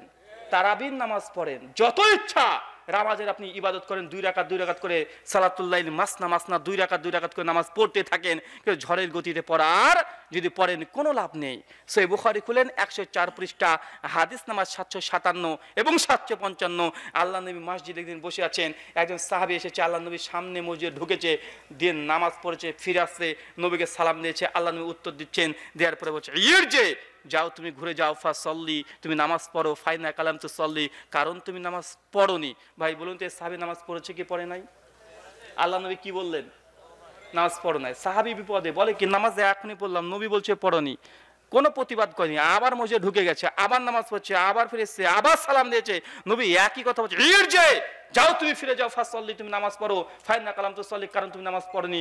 দ্বিতীয়বার পড়েছে, নবী তাও বলছে নামাজ পড়োনি। তৃতীয়বারের বেলায় একই কথা নবী বলছে নামাজ পড়োনি, যাও তুমি নামাজ পড়ো। ওই সাহাবী তখন বলছে, আল্লাহর নবী, এর চাইতে ভালো নামাজ পড়া জানি না, নামাজ শেখান। এই হাদিস প্রমাণ করে প্রত্যেক ইমামের দায়িত্ব তার মুসল্লিদের নামাজ পড়ানো, শেখানো। কি করা? নামাজকে শেখানো। অধিকাংশ মুসল্লিরা তাদের রুকু সিজদায় হয় না।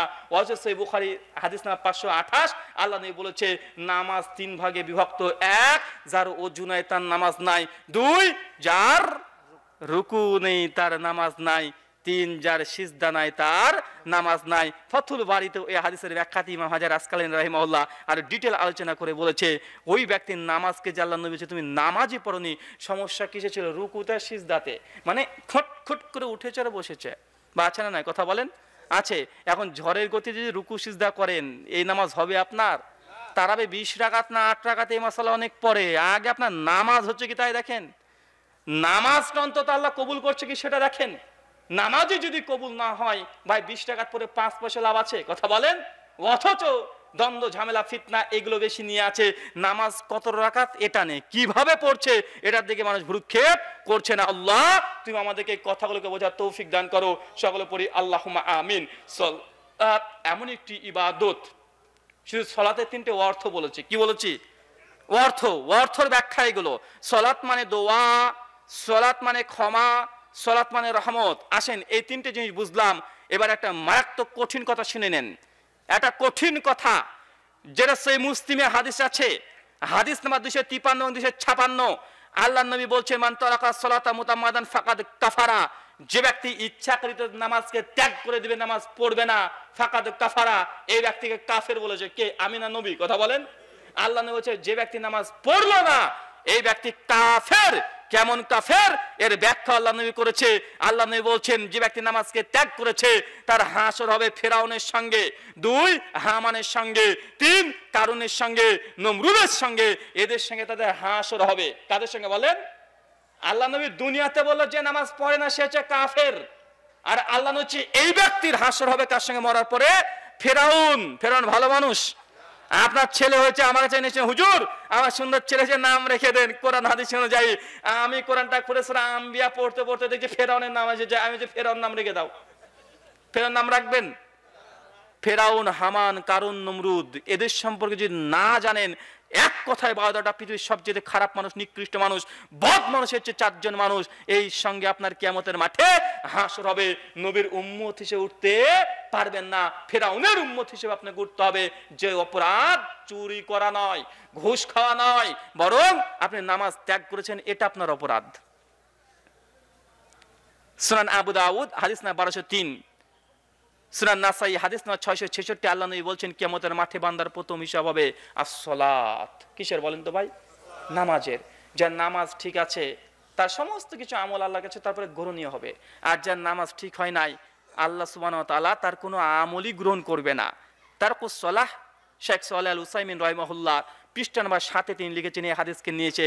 তিনি বলছেন যে ব্যক্তির নামাজ পড়ে না, কুরবানি করে, এই ব্যক্তির কুরবানি আল্লাহ কবুল করবে না।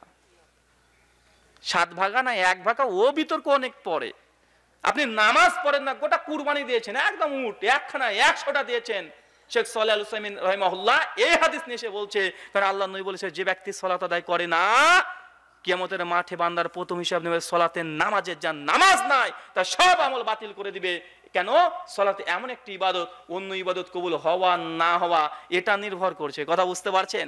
সালাত নেই, যে আল্লাহ দেখে সালাত আছে, হ্যাঁ সালাতের খাতা পেয়েছে, সুন্দর, আচ্ছা আল্লাহ নেবে, তোমার হজের খাতাটা নিয়ে এসো, তোমার জাকাতটা নিয়ে এসো, দান কি করে নিয়ে এসেছো, তোমার ভালো আমলটা নিয়ে এসো, নেক আমলটা নিয়ে এসো, মানুষের সঙ্গে কেমন আদব আখলাক বজায় রেখেছো সেটা নিয়ে এসেছো, নিয়ে আসো, ওগুলো আল্লাহ দেখবে। আর প্রথমে দেখছে যে সালাত নাই, বলে তুই থাক, পরে দেখছি। তারপরে সালাতের হিসাব প্রথম হবে। কিসের হিসাব প্রথম হবে? প্রথম হিসাব হবে সালাতের। প্রথম আপনার হিসাবে সালাতে, যে সালাত নাই তার সমস্ত আমলগুলোকে আল্লাহ ধূলিসাৎ করে দিবে। মানে আল্লাহ সুবহানাহু ওয়া তাআলা আপনাকে ক্ষমা আর করবে না।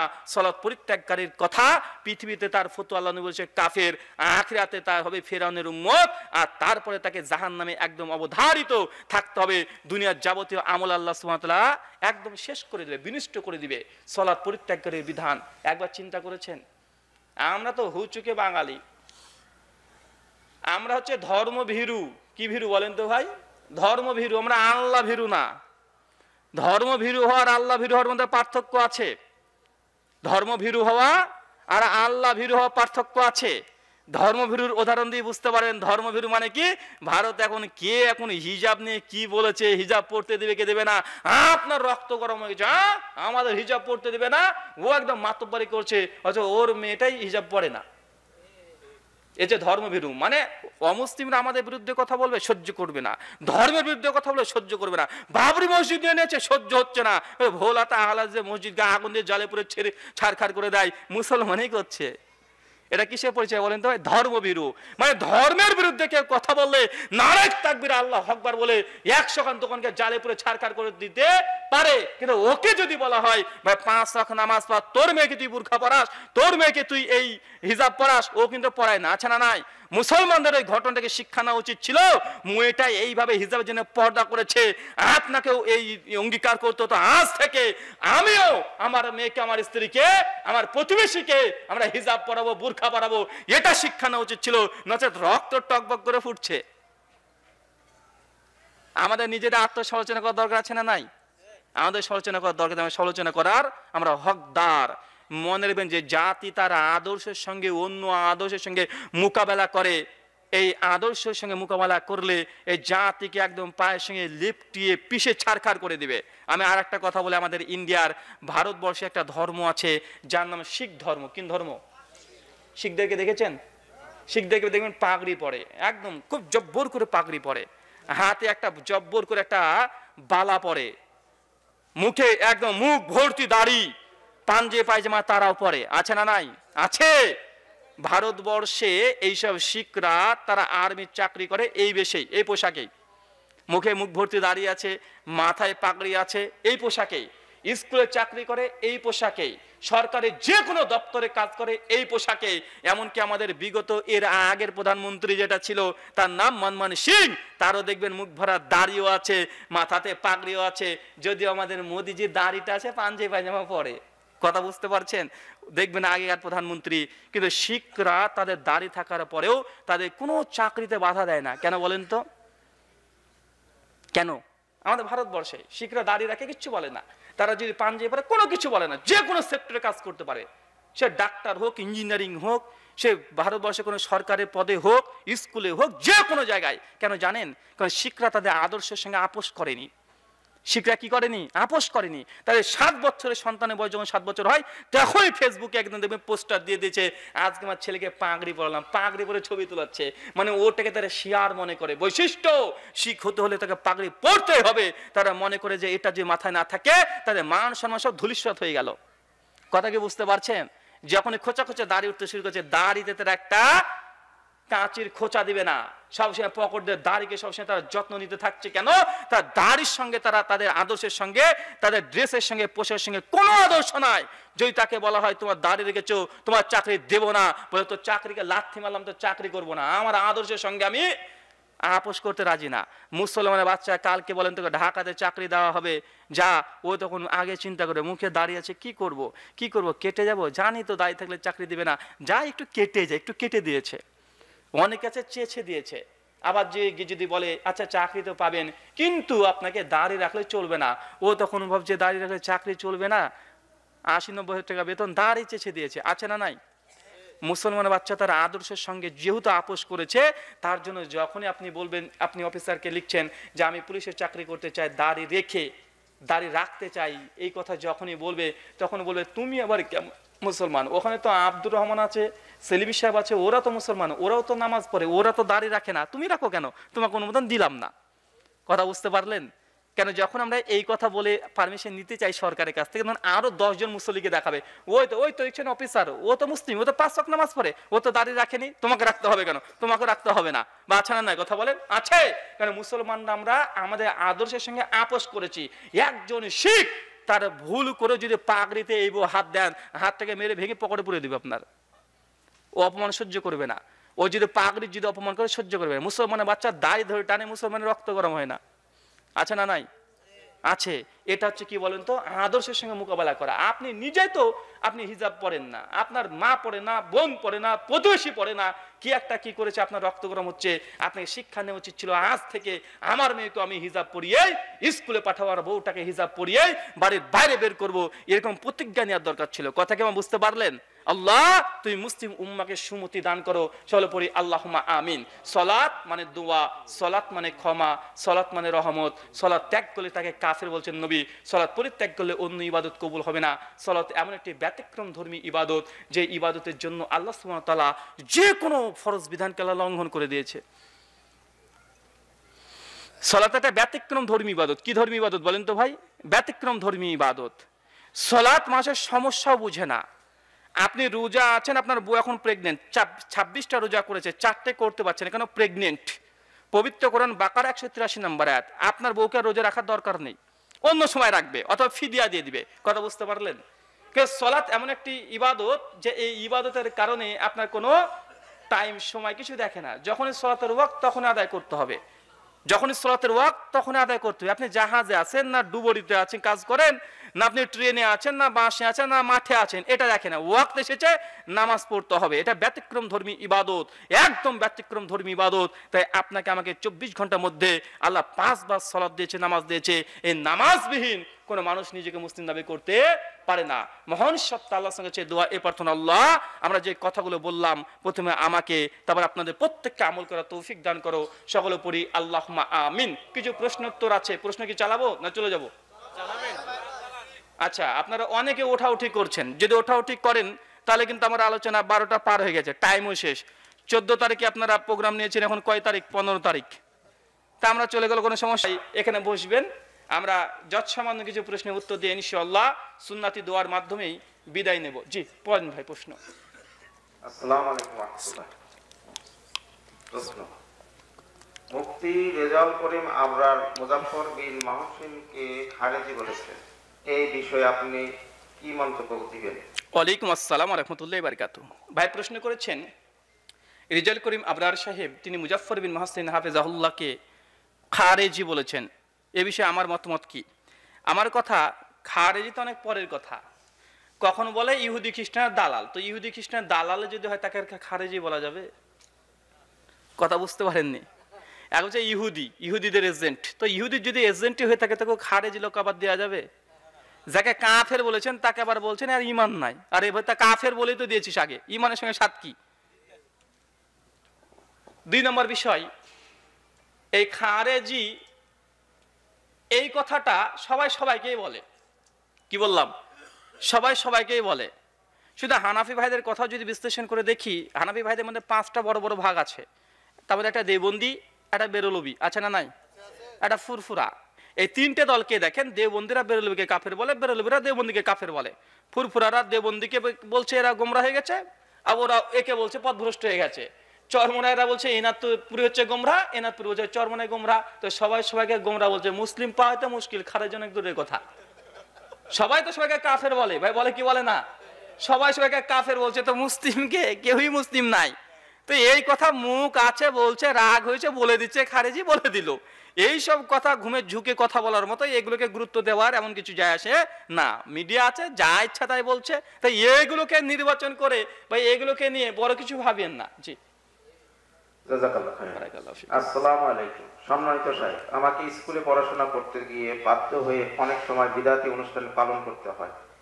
এগুলো বাদ দিয়ে যদি আমি মাদ্রাসায় ভর্তি হতে চাই, আর যদি আমাকে পরিবার থেকে ভর্তি না করে দেয়, তাহলে পাপের ভার কি আমার একাই বহন করতে হবে? ওয়ালাইকুম আসসালাম ওয়া রাহমাতুল্লাহি ওয়া বারাকাতুহু। সহিহ বুখারী 1383 এবং 1385 নম্বর হাদিস, আল্লাহ নবী বলছেন প্রত্যেকটা মানুষ যখন জন্মগ্রহণ করে দিনুল ফিতর নিয়ে জন্মগ্রহণ করে, তারপরে তার বাপ মাতাকে ইহুদি বানায়, তার বাপ মাতাকে খ্রিস্টান বানায়। এক কথা অতিরিক্ত বললাম, হাদিসে না, আমি ব্যাখ্যা করছি যে প্রত্যেক মানুষ সে ফিতরাতের উপরে জন্মগ্রহণ করে, তারপরে তার বাপ মা তার প্রতিবেশী তাকে বেদাতি আর মুশরিক বানিয়ে দেয়। কথা কি বুঝতে পারলেন? বেদাতি মুশরিক কে বানাচ্ছে? কোনো মা বাপ যদি জানার পরেও যদি খারাপ কাজে মেয়েকে যদি সহযোগিতা করে, পরামর্শ যদি দেয়, সূরা মাইদা আয়াত নম্বর 2, মা বাপ গুনাহগার হবে। কথা বুঝতে পারছেন? মা বাপ যদি প্রতিহত না করে যদি উদ্বুদ্ধ করে দেয়, মা বাপের উপরে গুনাহ বার্তা পৌঁছাবে। তার মা বাপকে সাবধান সতর্ক যে বিদাতি কোনো জায়গায় যেখানে ফাঁসেকি কোনো কাজ হয়, যে শিরিক করা হয়, এইসব জায়গাতে বাপ মা একে অপরকে সহযোগিতা করতে পারে না। তাই বাপ মা সচেতন হন, পরকালকে হারান, দুনিয়া নিতে গিয়ে পরকালকে বিক্রি করে দেন না। শুকরিয়া, জাযাকাল্লাহু খাইরান। পরবর্তী প্রশ্ন, ইমাম আহমদ বিন হাম্বল রাহিমাহুল্লাহ কি বুকে হাত বাঁধা মাকরুহ বলেছেন? মাশাআল্লাহ, এক ভাই প্রশ্ন করেছেন ইমাম আহমদ ইবনে হাম্বল রাহিমাহুল্লাহ তিনি কি বুকের উপরে হাত বাঁধাকে মাকরুহ বলেছেন? জি না, এই কথা সঠিক নয়। ইমাম আহমদ ইবনে হাম্বল রাহিমাহুল্লাহর কলটাকে নকল করেছে ইমাম ইবনুল কাইয়্যুম আল-জাওযী রাহিমাহুল্লাহ। আল ফাওয়াইদে এই কথাটা পাওয়া যায়। ইবনুল কাইয়্যুম তিনি বলেছেন 751 হিজরিতে লেখকের মৃত্যু, তিনি বলেছেন ইমাম আহমদ থেকে একটা কল পাওয়া যায় বুকের উপরে হাত বাঁধাকে মাকরুহ বলেছেন। আসলে এইভাবে কথাটা নাই। ইমাম আহমদ ইবনে হাম্বল তিনি বলেছেন নাহানু তাকফির, এই নাহানু তাকফির একটা হাদিসের অংশ, এই অংশকে ব্যাখ্যা করতে গিয়ে বলেছে কেউ যদি বুকের উপরে হাত বাঁধে এটা হচ্ছে মাকরুহ, ক্ষতিকর। কেন বলেছে জানেন? একজন মানুষ সম্মানার্থে এসেছে আর আপনি বুকের উপরে হাত দিয়েছেন, এই অর্থে বলেছে এটা হচ্ছে নাহানু তাকফির। এই নাহানু তাকফিরকে উনি বলেছেন মাকরুহ, এটা করা যাবে না। কিন্তু বুকের উপরে হাত বাঁধা যদি ইমাম আহমদ বিন হাম্বল যদি তিনি নাজায়েজ হারামি মনে করতেন, তো হাম্বলি মাযহাবের একটা মত আছে বুকের উপরে হাত বাঁধা, কোথায়? বুকের উপরে হাত বাঁধা আর নাভির উপরে, দুটো মত পাওয়া যায়, একটা নাভির উপরে একটা বুকের নিচে। তো ভাই বলুন তো এবার তাহলে ইমাম আহমদ বিন হাম্বল তিনি যে ফতোয়া দিলেন, আবার আমল তো তার পরিপন্থী হতে পারে? কথা বলেন। উনি আমল করছেন বুকের নিচে হাত বাঁধছেন বা বুকের উপরে হাত বাঁধছেন, কিন্তু এটাকে মাকরুহ নিজেকে বলতে পারে না। তাই বোঝা যাচ্ছে ইমাম আহমেদের কথাটা সঠিক নয়। কিছু কিছু উলামা, শেখ কেফাতুল্লাহ সানাওয়ালি হাফেজাহুল্লাহ, তিনি এই কথা ব্যাখ্যা করতে চেয়েছেন যদি এটা সহিহ সনদে প্রমাণিত হতো তারপরে বুকের উপরে হাত বাঁধাকে মাকরুহ বলা যেত না। হতে পারে ইমাম আহমদ বিন হাম্বল প্রথমে মাকরুহ মনে করতেন, এটা মানসুখ করে দিয়ে মুসনাদে আহমদে 22,107 নম্বর হাদিসে নিয়ে এসেছেন যে ইমাম আল্লাহ রাসূল বুকের উপরে হাত বেঁধে নামাজ পড়তেন আলা সাদরি। মুসনাদে আহমদ আছে না নাই? ইমাম আহমদ বিন হাম্বল হাদিস নিয়ে আসতে তিনি এটাকে মাকরুহ বলবেন? হতে পারে? কখনো হতে পারে না। তাই এই কথাটাই বাতিল। শুকরিয়া। শুকরান। তারাবি এবং তাহাজ্জুদের সালাতের মধ্যে কোনো পার্থক্য আছে কি? তারাবি এবং তাহাজ্জুদের সালাতের মধ্যে কোনো পার্থক্য আছে কি? সহিহ বুখারী হাদিস নাম্বার 2013, সহিহ বুখারী হাদিস নাম্বার 1147। ইমাম বুখারী রাহিমাহুল্লাহ একই হাদিস নিয়ে এসেছেন দুটো অধ্যায়, একটা কিতাবুত তাহাজ্জুদ, সহিহ বুখারী 1137 নম্বর হাদিস। দেখেন ওই হাদিসটা এসেছে সহিহ বুখারী 2013 নম্বর হাদিসে, ওখানে যে কিতাবুস সালাতুত তারাবিহ মানে তারাবির সালাতের বর্ণনা, একটাই হাদিস নিয়ে এসেছে আব্দুর রহমান থেকে নিয়ে এসেছেন আল্লাহ নবী মুহাম্মদ সাল্লাল্লাহু আলাইহি ওয়াসাল্লাম মাকানা ইয়াজিদু ফি রমাদান ওয়ালা ফি গায়রিহি আলা 11 রাকা। আল্লাহ নবী রমজান মাস এবং রমজান মাস ব্যতীত 11 রাকাতের বেশি ছিল না। তার মানে বোঝা যাচ্ছে আল্লাহ নবীর কোন সাহাবী থেকেও, আল্লাহ নবী থেকে ইমাম বুখারীও বুঝিয়ে দিয়েছেন একই হাদিসের ডবল বাব দিয়ে যে না তারাবি তাহাজ্জুদের মধ্যে কোনো পার্থক্য নাই। তবে হ্যাঁ, কাইফিয়াতের পরিবর্তন আছে, মানে কিভাবে পড়ার পদ্ধতি আছে, ফজিলতের পার্থক্য থাকতে পারে। তারাবির আলাদা ফজিলত, তাহাজ্জুদের আলাদা ফজিলত থাকতেই পারে। এর আরেকটা দৃষ্টান্ত দিই, বুঝতে পারবেন। যারা বলে যে রমজান মাসে তারাবি পড়ছো আর অন্য সময় তাহাজ্জুদ পড়ছো, তো দুটো তো ফজিলত আলাদা, পদ্ধতি আলাদা। তো রমজানে শুধু যদি তারাবি পড়ছো তো অন্য সময় তো তারাবি পড়া দরকার? জি না, অন্য সময় পড়ার দরকার নেই। যেমন প্রতিদিন আমরা জোহরের নামাজ পড়ি 4 রাকাত। কত রাকাত? 4 রাকাত। জুমার দিনে কত পড়ি? 2 রাকাত। তো এখানে রাকাত সংখ্যা কম হলো কি হলো না? কথা বলেন। জুমার দিনে 2 রাকাত পড়ছি। জোহরের ফজিলত আলাদা, জুমার ফজিলত আলাদা আছে না নাই? কথা বলেন। আছে, দুটোরই আলাদা আলাদা অধ্যায় আছে না নাই? তাই একই নামাজ সময়ের পরিবর্তে নাম, কাইফিয়ত, ফজিলত পরিবর্তন হতে পারে। কথা কি আমার বুঝতে পারলেন? বিস্তারিত জানার জন্য ইউটিউবে চলে যান, বাংলাতে লিখেন ব্রাদার রাহুল হোসেন তারাবিহ এবং তাহাজ্জুদ, এই দুটো লিখলেই 45 মিনিটের একটা আলোচনা পেয়ে যাবেন। যতগুলো অভিযোগ করে যে তারাবিহ এবং তাহাজ্জুদের মধ্যে পার্থক্য আছে সবগুলোর অকাট্য জবাব দেওয়া হয়েছে। বাড়িতে গিয়ে কানে হেডফোন লাগিয়ে আরাম করে শুনে নেন। জাযাকাল্লাহ খাইরান। পরবর্তী প্রশ্ন, রাহুল ভাই, মাহফিলের ডেটের জন্য আমরা আগে যে মোবাইল নাম্বারে যোগাযোগ করতাম বর্তমানে সেই নাম্বার ফোন দিলে কোনো সাড়া পাই না কেন? আমরা তাহলে কিভাবে আপনার সাথে যোগাযোগ করতে পারি? জাযাকাল্লাহ খাইরান, শুকরিয়া।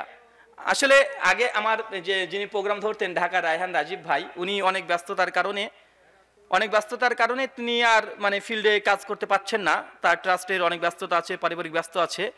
এই জন্য রায়হান ভাই আমাদের আবু ওয়াসি ভাইকে, ইনাকেই তিনি নির্বাচন করেছেন। ইনি এখন থেকে মাহফিলগুলো নিবেন, মানে যদি আমার মাহফিল নিতে হয় তাহলে এই ভাইয়ের সঙ্গে যোগাযোগ করতে হবে। আমার সঙ্গে সরাসরি যোগাযোগ করে মাহফিল পাবেন না, কারণ আমি বাংলাদেশি কোনো নাম্বার আমি ধরি না, নিষিদ্ধ আছে। তো এই ভাইয়ের সঙ্গে যোগাযোগ করতে হবে, ওই ভাইয়ের নাম্বারটা আপনারা জোগাড় করবেন, জোগাড় করলে ইনশাআল্লাহ ওনার সঙ্গে কথা বলেই আপনি মাহফিল নিতে পারবেন। শুকরিয়া। পরবর্তী প্রশ্ন, ঈসা আলাইহিস সালাম কি মারা গিয়েছেন? মাশাআল্লাহ, একটা প্রশ্ন এসেছেন, ঈসা নবী তিনি কি মৃত্যুবরণ করেছেন কি করেন নাই?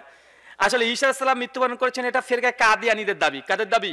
ফিরকায়ে কাদিয়ানী। তারা বলেন ঈসা আলাইহিস সালাম 33 বছর বয়সে তাকে ক্রুশে দেওয়া হয়েছিল, কিন্তু ক্রুশে মৃত্যুবরণ করেনি, তাই কবরে দেওয়া হয়েছিল নিকোডেমাস আর জোসেফ অফ অ্যারামেথিয়া, দুজন যীশু খ্রিস্টের সাহাবী সঙ্গী, তাই কবরে রেখেছিল। 3 দিন পর লক করে লুকিয়ে লুকিয়ে তারা পালিয়ে কাশ্মীরে জীবনযাপন করেছে, ছেলে মেয়ে হয়েছে নবী ঈসার, তারপরে কবর দিয়েছে, সমাধি এখনো আছে, মানে কবর আছে এখনো কাশ্মীর। আপনি কি জানেন?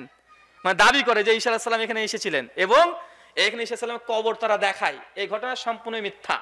নবী ঈসা আলাইহিস সালাম তিনি মৃত্যুবরণ করেনি। পবিত্র কোরআন সূরা নিসা সূরা নম্বর 4 আয়াত নম্বর 157 এবং 158 তে আল্লাহ সুবহানাহু ওয়া তাআলা অকট্টভাবে খণ্ডন করেছে, ওমা কাতালুহু ওমা সালাবুহু, তাকে কুশবিদ্ধও করে নাই, হত্যাও করে নাই, ওয়ালাকিন শুববিলাহুম, যারা এই রূপ দাবি করে এরা বিভ্রান্তির মধ্যে আছে, মালাহুম বিহি মিন ইলম, যারা এই কথা বলে তাদের কাছে সঠিক অথেন্টিক কোনো জ্ঞান নেই, ইল্লাতিবা জান, শুধুমাত্র ধারণা করেই এই কথাগুলো বলে। বরং আল্লাহ সুবহানাহু ওয়া তাআলা নবী ঈসাকে রাফা, আল্লাহ তার কাছে তুলে নিয়েছে। আল্লাহ কার কাছে তুলে নিয়েছে? তার কাছে তুলে নিয়েছে। সহিহ বুখারী 2223 নম্বর হাদিস, কিয়ামতের আগে নবী ঈসা আলাইহিস সালাম তিনি আসবেন, তিনি ক্রুশ এবং শুকর এগুলোকে হত্যা করবেন, যুদ্ধ করবেন। অনেক ঘটনা আছে, আপনারা সহিহ বুখারী কিতাবুল ফিতান থেকে ডিটেল পড়ে নিতে পারেন। শুকরিয়া। তো পরবর্তী প্রশ্ন, ধরা যাক একজন ব্যক্তি কিয়ামতের 2 দিন আগে মারা গিয়েছেন, আরেকজন ব্যক্তি কিয়ামতের 2000 বছর আগে মারা গিয়েছেন। যিনি কিয়ামতের 2 দিন আগে মারা গিয়েছেন তার পাপের পরিমাণ বেশি, আর যিনি 2000 বছর আগে মারা গিয়েছেন তার পাপের পরিমাণ কম হবে কি? মাশাআল্লাহ, এটা সাধারণত এই প্রশ্নগুলা যারা অ্যাথিস্ট বা সংশয়বাদী অ্যাগনস্টিক তারা এই প্রশ্নগুলো করে থাকে। প্রশ্ন ভাইজান করেছেন, ধরেন আমি আজকে মারা গেলাম, ধরেন আদম আলাইহিস সালামের সন্তান বা তার পরের প্রজন্ম ফেরাউন মারা গেছে, আর কিয়ামতের 10 দিন আগে আর একজন মানুষ মারা গেল, তো এখানে ফেরাউন তো এতদিন ধরে আযাব পাচ্ছে, কিন্তু ওই ব্যক্তি যে 10 দিন আগে মারা গেল ও তো কম আযাব পাবে কবরে, তো আল্লাহ কি এখানে জুলুম করলেন না? মানে এমনই কি নাকি প্রশ্ন? আচ্ছা, প্রথমত মনে রাখবেন যে কবরের আযাব 2 ধরনের, এক স্থায়ী 2 অস্থায়ী। কি বললাম? স্থায়ী এবং অস্থায়ী। একজন মুমিন বান্দা মারা গেছে, কিছুটা গুনাহ করেছে, এই ব্যক্তি কিয়ামত পর্যন্ত আযাব পাবে না। সে গুনাহ করেছে, আবার কি করেছে? নেকিও আছে, মানে একজন ফাসিক মুসলিম। কথা বুঝতে পারলেন? বিস্তারিত দেখবেন কিতাবুর রূহ, ইমাম ইবনে কাইয়িম আয-জাওযায়ী রাহিমাহুল্লাহ 67 এবং 68 পৃষ্ঠায় এই ডিটেইল আলোচনা করছে এই বিষয়ে, যে একজন ফাসিক মুসলিম যে নামাজ পড়তো, রোজা করতো, আবার অন্যায় পাপের কাজও করেছে, এই ব্যক্তিরও কবর আযাব হবে, তো চিরস্থায়ী না, মানে কিয়ামত পর্যন্ত না, নির্দিষ্ট কিছুদিন আযাব হওয়ার পরে আযাব বন্ধ হয়ে যাবে। কি বললাম? আযাব বন্ধ হয়ে যাবে, তারপর সে ঘুমাতে থাকবে, যে সূরা সহিহ বুখারী মুসলিমে এসেছে। 2, যারা চিরস্থায়ী জাহান্নামী, যারা একদম কাফের মুরতাদ, একদম কাফের মুরতাদ মুশরিক, এদের কবর আযাব একদম চিরস্থায়ী, অনন্তকাল। কথা বুঝতে পারলেন? তো এখন যদি ফেরাউন মৃত্যুবরণ করেছে সেই সময়, ও তো কাফের, ও তো আযাব বন্ধই হবে না, ও তো সারা জীবনে আযাবই থাকবে, আর কবরটা শেষ নয়, এরপরে আরো আছে জাহান্নাম। কাল যদি কবরের শাস্তি কম হয়, আল্লাহ সুবহানাহু ওয়া তাআলা সূরা নিসা আয়াত 40, আল্লাহ কার সঙ্গে অনুপরিমাণে জুলুম করবে না, কবরে আযাব যদি কম পায় জাহান্নামে পুষিয়ে দিবে, এটা ধরে দিবে। বুঝতে পারলেন না ভাই? শাস্তি সেটা কবরে হোক আর জাহান্নামে হোক, পাচ্ছে কি পাচ্ছে না? পাচ্ছে। মনে রাখবেন, পৃথিবীর আগুন ও আগুন, আবার জাহান্নামের আগুন ও আগুন, দুটোর মধ্যে পার্থক্য আছে না নাই? আছে। লম্ফর আগুন ও আগুন, আবার যেটাতে ঝালাই দেয় ওটাও আগুন, পার্থক্য আছে না নাই? লম্ফর আগুন ও আগুন, ঝালাই দেওয়া এই মেশিনটার আগুন ও আগুন, আবার যেটা আগ্নেয় গিরিপথ ভেদ করে আগুন একদম পাথরকে একদম গরম করে লাল টকটকে করে একদম লোহাকে গলে গলে একদম সমুদ্রে দিয়ে দিচ্ছে, ওটাও আগুন। আগুনের পার্থক্য নাই। তা আল্লাহ সুবহানাহু ওয়া তাআলা তিনি শ্রেষ্ঠ বিচারক, কারোর সঙ্গে অনুপরিমাণে জুলুম করবে না। নাস্তিক বুঝে না, বুঝলে কি আর নাস্তিক হতো? জি, শুকরান। আপনার কাছে জানার ইচ্ছা, আপনি কত ঘন্টা পড়াশোনা করেন? মাশাআল্লাহ, আমি কত ঘন্টা পড়াশোনা করি? ভাই, পড়াশোনার কোনো ঘন্টা ধরে তার করি না। আলহামদুলিল্লাহ, যারা সালাফ আমাদের পূর্বে যারা চলে গেছে তাদের পড়াশোনা আর আমাদের পড়াশোনা আকাশ জমিন পার্থক্য আছে। ইমাম বুখারী, মুসলিম, আবু দাউদ, তিরমিজি সব জীবনী পড়বেন, আশ্চর্য হয়ে যাবেন। ইমাম নববী রাহিমাহুল্লাহ সহিহ মুসলিমের ব্যাখ্যা করুক, ইমাম নববী রাহিমাহুল্লাহ তিনি বলছেন 18 বছর, কত বছর? 18 বছর বিছানাতে পিঠ লাগায় নাই। কথা বুঝতে পারলেন? মানে সবসময় এত পড়াশোনা করতো, হাদিস নিয়ে ঘাটাঘাটি করতো, বিছানাতে পিঠ লাগায় না 18 বছর। চিন্তা করা যায়? আমাদের কত ঘন্টা নিয়ে লাভ নেই। সাধারণত যখন বাড়িতে থাকি, বাড়িতে থাকলে সবসময় পড়াশোনার মধ্যেই থাকি। কথা বুঝতে পারলেন? বাড়িতে যখন থাকি সবসময় পড়াশোনার মধ্যে থাকি, 4 ঘন্টা সর্বোচ্চ ঘুম, এতটুক। তাছাড়া সবসময় আমার এক্সট্রা কোনো কিছু নয়, পড়াশোনা করাই কাজ, এতটুক কাজ করছে, আলহামদুলিল্লাহ, শুকরিয়া। জাযাকাল্লাহ খাইরান। মসজিদ মাদ্রাসা উন্নয়ন করবে, মাহফিলে নিজে বা মা বাবার জন্য দোয়া চেয়ে দান করা যাবে কি? ভাইজান প্রশ্ন করেছেন যে মাহফিল হোক বা অন্য কোনো ব্যক্তিকে কিছু দান করে তার কাছ থেকে দোয়া চাওয়া যাবে কি যাবে না? জি, যে কোনো নেককর্ম করে নেককার বান্দার কাছ থেকে আপনি যে কোনো দান করার পরে তাকে বলতে পারেন আপনার হক দোয়া করা। কারণ আল্লাহ নবী বলেছেন একজন মুসলিমের প্রতি একজন মুসলিমের একটা হক আছে, তোমাদের এটা দোয়া চাইলে দোয়া করতে হবে। শুকরিয়া। বাবার লাশ দাফন না করে যদি সন্তানরা জমি টাকা পয়সা ভাগাভাগিতে ব্যস্ত হয় তবে সেই ক্ষেত্রে হাদিস কি শিক্ষা দেয়? আবার বুঝলাম না, বলেন। বাবা মার লাশ না দাফন করে যদি সন্তানরা জমি টাকা পয়সা ভাগাভাগিতে ব্যস্ত হয় তবে সেই ক্ষেত্রে হাদিস কি শিক্ষা? সুনান তিরমিজি সূরা নিসা আয়াত নাম্বার 11 থেকে 22 পড়বেন। জমি বন্টন প্রসঙ্গে আছে, বাপ মাকে দাফন করার পরে প্রথম কাজ হচ্ছে বাপের যদি কোনো ঋণ থাকে বা মৃত ব্যক্তির যদি কোনো ঋণ থাকে তার ঋণকে তার সন্তানকে পরিশোধ করতে হবে। সন্তানরা যদি পরিশোধ করতে অনিচ্ছুক হয় তাহলে ওই মৃত ব্যক্তির যে সম্পত্তি আছে আগে বিক্রি করা হবে। বিক্রি করার পরে ওই মৃত ব্যক্তির যত দেনা আছে সবগুলোকে চোকাতে হবে। কথা বুঝতে পারলেন? সব কিছু মিটিয়ে দিতে হবে। মেটানোর পরে যে অংশটুকু থাকবে তারপরে ভাগ হবে। আচ্ছা, মৃত লাশটাকে উপরে রেখে জমি বন্টন করবেন, এগুলো তো সন্তানের কাজই গেল না শয়তানের কাজ? এগুলো তো ভালো মানুষের কাজ না, কোনো মুমিন ব্যক্তি এমন করে না। মানে বাপ মরেছে আগে টাকা পয়সা আনলে, মানে অনেক কিছু দেখা যায় যে বাপ মানে শাশুড়ি মারা গেছে আর মেয়ে বলছে মার হাতে মালা আছে, মালার দিকে চোখ, মালাটা লেখন ভাবি নিয়ে নিতে পারে, মানে আগে মালা খুলে পকেটে পড়ে ফেলেছে। এমন আছে না নাই? শুকরিয়া। জি, আসসালামু আলাইকুম। সম্মানিত সাহেব, আমি সায়েন্সের একজন ছাত্রী। আমাকে পড়াশোনা করতে গিয়ে অনেক সময় উদ্ভিদ ও প্রাণীর ছবি আঁকতে হয়, এগুলো আঁকা তো পাপ, এখন আমার করণীয় কি? ওয়ালাইকুম আসসালাম ওয়া রাহমাতুল্লাহি ওয়া বারাকাতুহু। বোন প্রশ্ন করেছেন যে আপনি কলেজের ছাত্রী, অনেক সময় স্কুলে অনেক রকম প্রাণীর ছবিকে অঙ্কন করতে হয়, এগুলোর হুকুম কি? সুনা সহিহ মুসলিম 22, 23, 24, 25 আল্লাহ নবী বলেছেন যে ঘরে ছবি মূর্তি থাকে সে ঘরে রহমতের ফেরেশতা ঢোকে না। 2, কোনো ব্যক্তি যদি ছবি অঙ্কন করে কিয়ামতের মাঠে ওই ব্যক্তিকে আল্লাহ বলবে রূহ দে, নাহলে তার উপরে আল্লাহ সুবহানাহু ওয়া তাআলা ডাকান্বিত হন, তাকে অবশ্যই আযাব দেবেন। এখন আমার বোনটার প্রশ্ন হচ্ছে এটা সে এখন জরুরতের কারণে ইলম অর্জন করার কারণে তাকে ছবি অঙ্কন করতে হচ্ছে, এখন করণীয় কি? যদি ইলম অর্জনের জন্য যদি এই কর্মগুলো করেন এখানে আপনি গুনাহগার হবেন এমনটা নয়।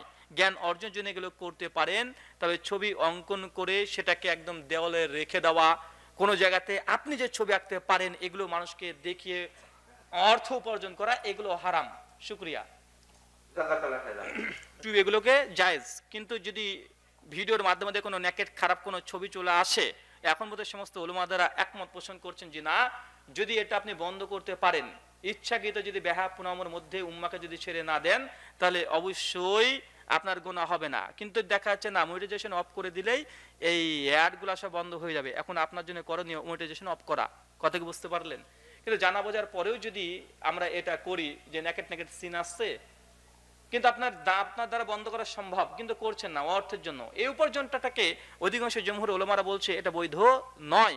কিন্তু যখন দেখছেন যে না আপনি মনিটাইজেশন করছেন আর না করেন, করলেও আপনাকে অ্যাড দেবে, না করলেও অ্যাড দেবে, মানে বাধ্যতামূলক ফরজ করে দিয়েছে ইউটিউব, সেই সময় যদি তখন থেকে উপার্জন করে টাকাগুলো যদি আপনি নেন তখন আর এটা হারাম হবে না। কেন?